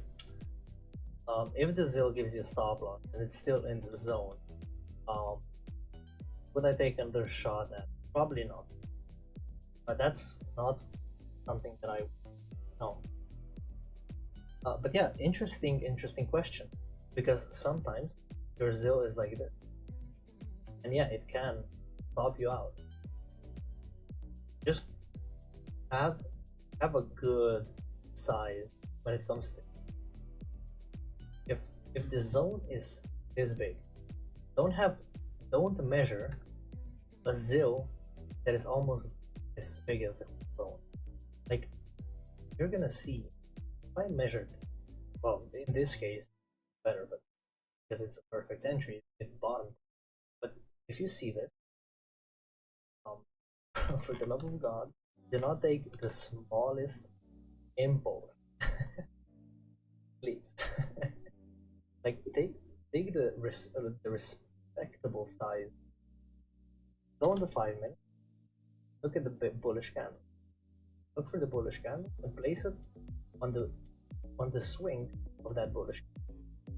Where are the bullish candle? Doesn't matter. Just place it on a bullish candle, because I've seen with this, it's almost mechanical. Just place it so it's big enough. Too much for price to go lower. Yeah, you can't. Yeah, I mean, you can't have like just 1/3 of your stop loss. Just expect it. Yeah, it has to be on an impulse. It has to be like this outer impulse. Perfect. I would suggest you guys backtest inner and backtest outer impulse separately, or just backtest them at the same time, but just look at them separately. Look at them. Wait, one is outer and one is inner. What do I mean by that? The outer impulse is from the high of the move coming. The inner impulse, the last up move before your price hit the entry. So the inner, it tapped. This is the inner impulse. Look, this is the inner impulse. This is the last up move before one down. That's where you can pivot. So, Manuel, what I suggest you do, backtest both.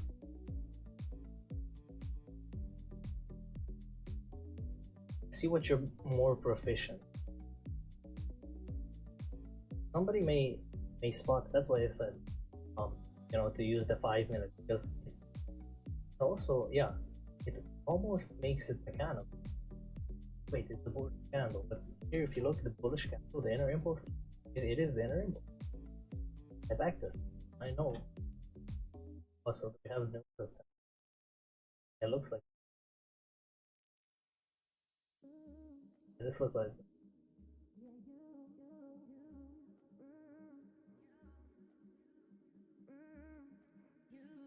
So with that sweep up above, what are you guys' plays? What do you guys? We're gonna finish this day and then I'll go. Okay. Yes, even I'm getting foggy. Um, low going, yeah. I see the low going too, yeah. Okay.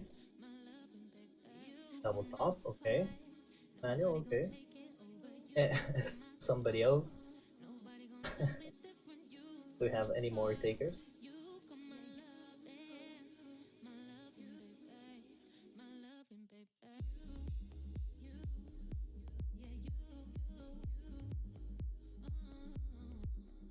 Okay, just links in and manual. Okay, cool. I do have the low. But we did flip on 1 minute. And would you look at that? Yeah, price can deceive. Price can deceive. On the 5 minute, look at this. The 5 minute, we closed up above that previous candle's high. We closed up above with a candle closure. On the 1 minute, we closed up above, and this was a flip.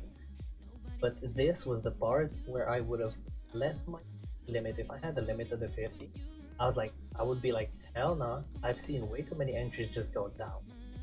That's 1 in 10 entries delivery. Because it doesn't always deliver like. Just so you guys know. Yeah, it's looking ugly. That's like this is the part where we build the discussion, right? This is the part where feel that what date are you best? Can you get back this week? Yo, Jeremiah Rodriguez. It's 25th of March. Welcome, Jeremiah. Welcome to this, buddy. So going over, this is sort of rounding happening at the bottom. Cortisol maxing type of year. 25th of March 2025. But we're gonna finish this day, Jeremiah. we're gonna settle for the day. Probably gonna be another 20 minutes. I gotta go to the gym and it's 9 already almost. So currently my hands are tied behind my back. Why? There's rules. I do not want to be caught in a bad entry over here. I do not want to be caught, short buying in the middle of the range. Look at this. We zoom out. Just tiny. We zoom out. We are ranging after breaking a high. Now, this wouldn't be a good scenario to buy or short. This would be a good scenario to what? Wait. Exactly. That's what I am gonna do. I will not take any.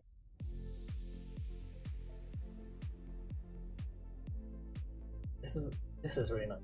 I love these backtesting sessions. We are so gonna do many more.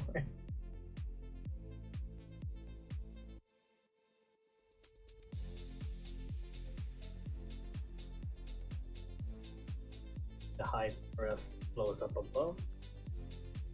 Now you see the invalidation of the SNR with the closure didn't invalidate higher. This is a good guys. No closure up above. I would look for us to this high or beyond. And so many questions get asked. Yeah, I know. So many unanswered questions. Now you guys might think, okay, yeah, I see an MM over. Can you mark it like I'm gonna look at you, I'm gonna look at you.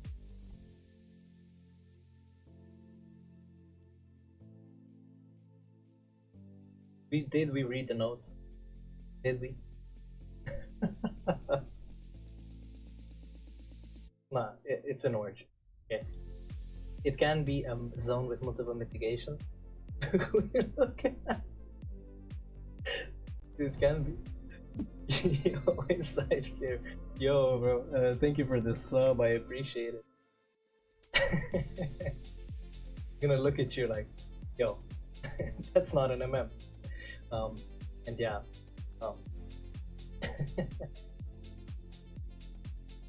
So this is rejecting from top of this high, right? I am looking for us to get a little bit higher.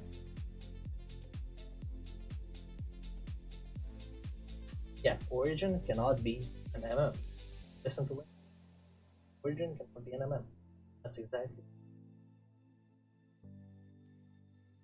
So, you guys, subscribe because these are gonna become a part of a channel. These are gonna become definitely gonna become a part of it.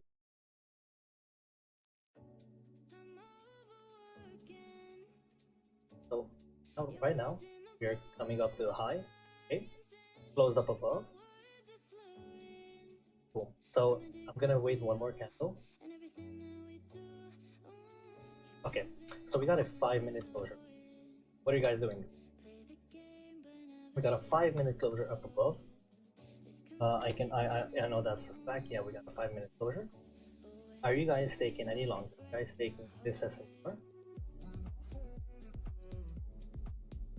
I was likes me more than lazy bones.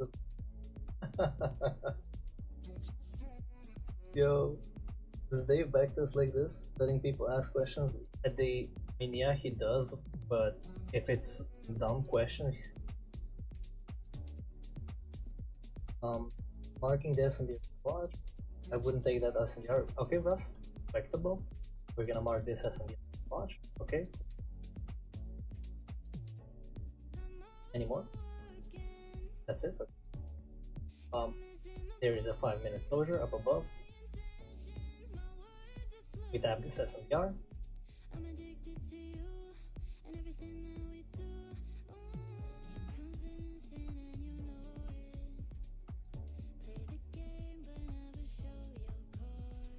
Okay, for all you non-believers, aka Rust, for all of you naysayers, aka Rust.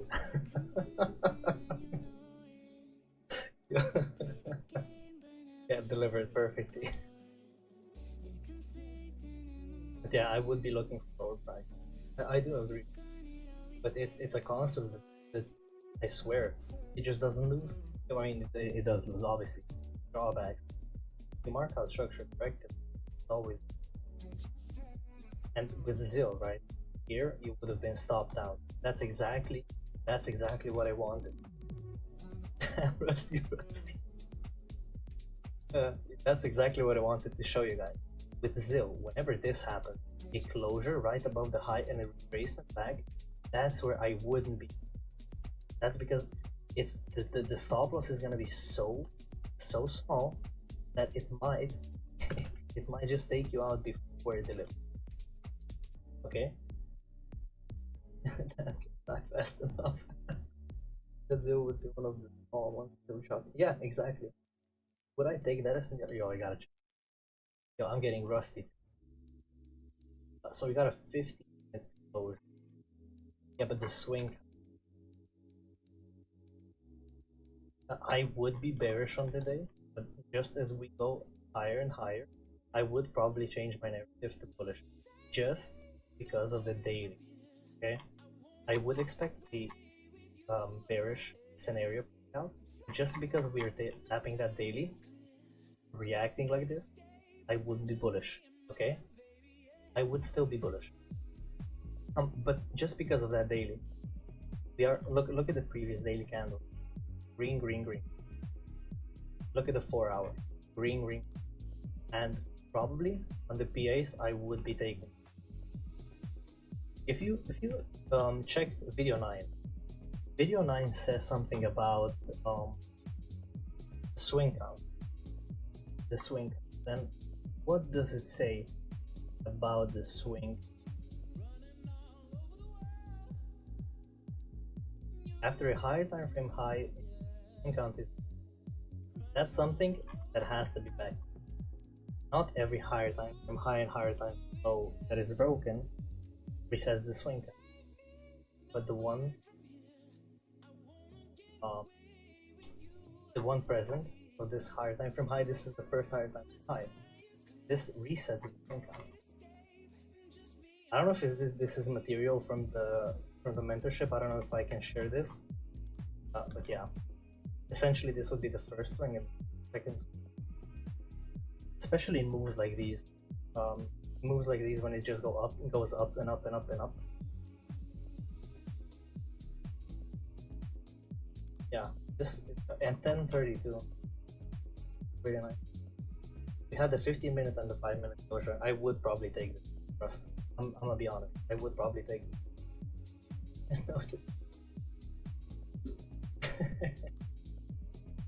Yo, now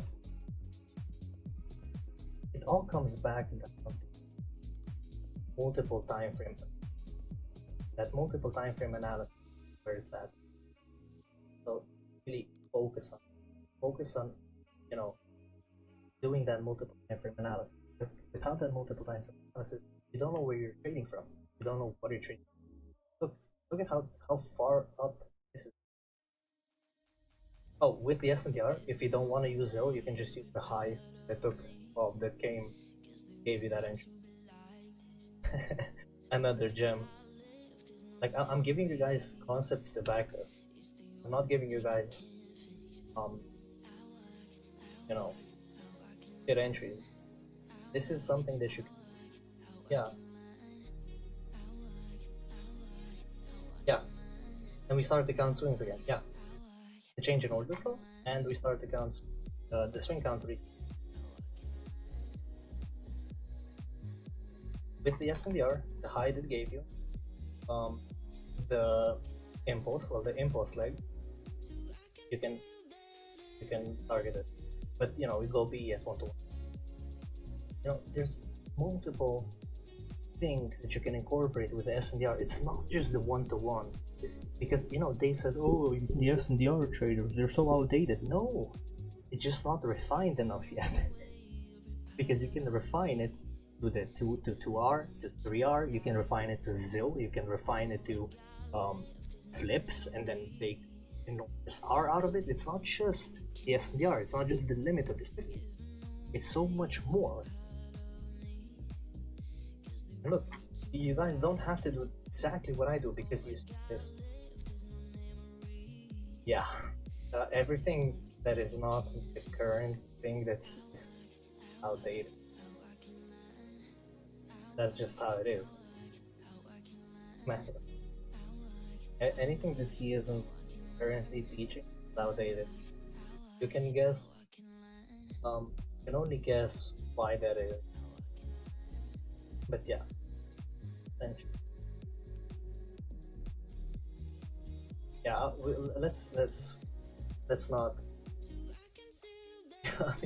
taste bomba clear. Okay, now let's get real for a second. This is going up now. Going up. No. It's no need for timeouts. We can keep it simple here. I have the zone at the top of the range as a possible target for price to back in. I don't think you guys have any other than maybe a flip. But a flip, yeah, I would probably.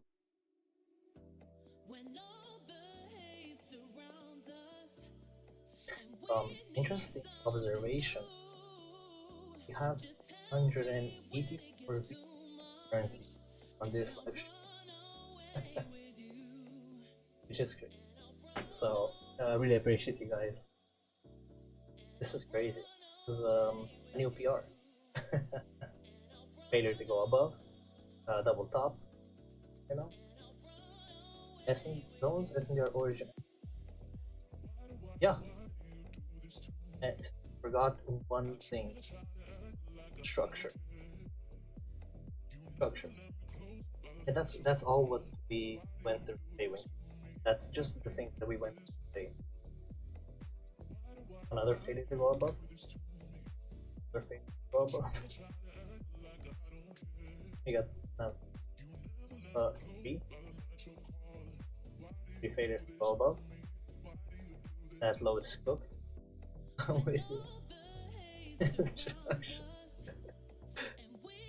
Yeah, it's perfect. Perfect.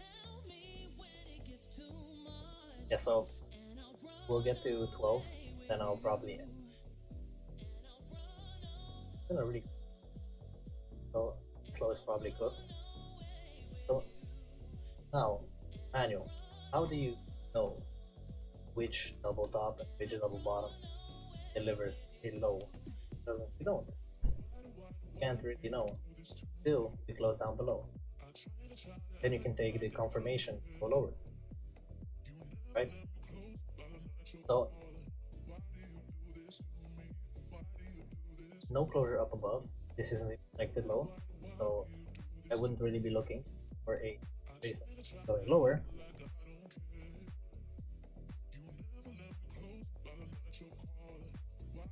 Screenshot that. Yeah, post it in the Discord, in the free Discord that we have. It's in the description, guys, if you want to join. Also subscribe to the channel because this is gonna. I see we have 27 people here, so if all that 27 people that aren't subscribed, or eyebrow, really, we'll start doing this every Sunday. Sort of like a Bible study, but case study for candles. So yeah, that low is cooked.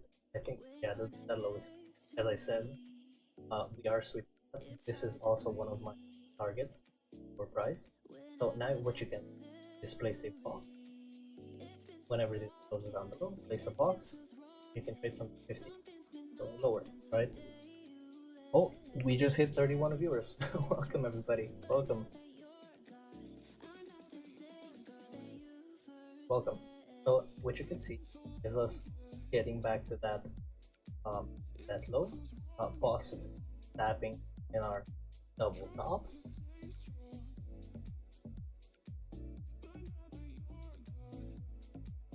Let's see what prices it give us.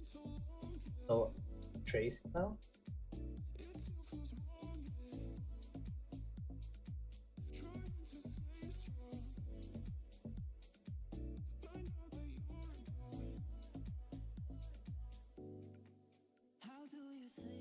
Okay, still bear. Cool. See that. Still that target. The target is called the zone at the top of the range. Now, why is it zone at the top of the range? Because it partially mitigated the previous swing point. That's why it's called the zone at the top of the range. We're gonna store the SNDR. Okay. But that isn't a confirmed SNDR. That's not something that I would. But yeah, I get it. Get it. It's at the same level, so I do get it.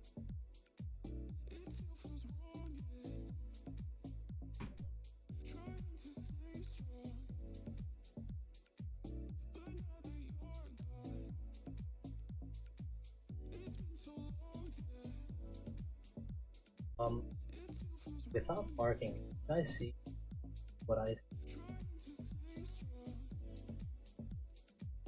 Oh, so we got that obviously present. Of course, it's the Okay, now I promise that I did not look at this price action. I promise that. Right hand on the Bible. Let me see.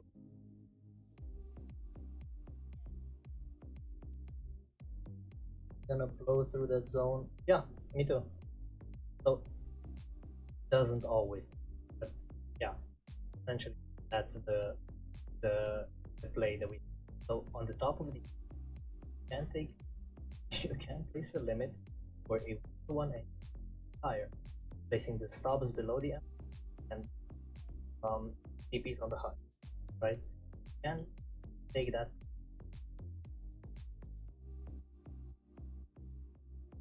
And it just delivered. Manual, thank you. I appreciate that. I really appreciate that. I think we'll like, yeah, me too. Yeah, look, 1-to-1 on the MM. Look, guys, just because of this, I got motivation on the Saturday. I'll see on Tuesday and Thursday. Thursday, Tuesday, and Saturday. I'm trying to create an MM, guys. This is just great. The way, like every single session, we got an MM, the session. We just keep seeing these. It's so much, so nice. But yeah, we do have that level top. That low is still my target.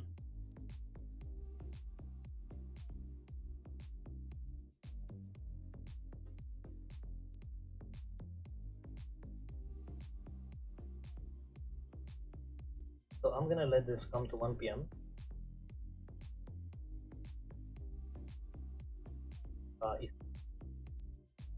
And we'll there. We still have a potential tap of the 50.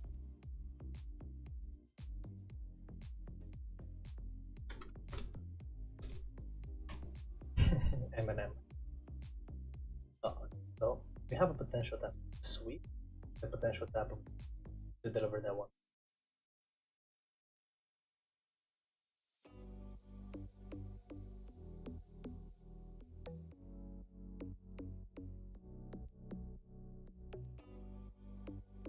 So hold on.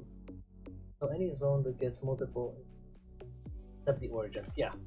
Just take the lowest one. Take the lowest. You'll get used to it. Get in the bag. You'll see exactly. But with the lowest. And okay, if you guys aren't convinced, if you guys, didn't I say we're gonna get a sweep and a 1-to-1 delivery? The sweep, the 1-to-1 delivery. 3 taps minimum. Exactly. 3 or more. 3 or more. Look, it's look. Rusty or rusty. Rusty rust. Yeah, look at this. I'm not kidding. Like, this is the concept. This works. I mean, this does deserve a subscribe. Sorry, Rust. I'm kidding. You know I'm kidding. But yeah, I think we did provide a lot of value here today. I really appreciate every single one of you coming. But I really gotta go to the gym because I promised my admin. I promised my admin I'll be there. So once again, I posted the screenshot of this, the screenshot of this chart in backtesting. Look, guys, I'll be honest. All you need is backtesting zone. So these backtests. Thank you guys all for coming. It's been an incredible session today. We learned so much. I hope you made some notes. This is gonna be on YouTube. This is gonna stay on YouTube. You don't have to worry. This is not gonna be paid. I'm not gonna charge you anything. Really, thank you for coming. It's been incredible. You guys are really good, really proficient with DTFX. I gotta admit. Respect to Wink, Sane, Rust, Lazy Bones, Manual, and everyone. Really. So I'll see you guys on Monday, so tomorrow at 9:15. And peace out. Yeah, guys. Enjoy your nights. Enjoy your day.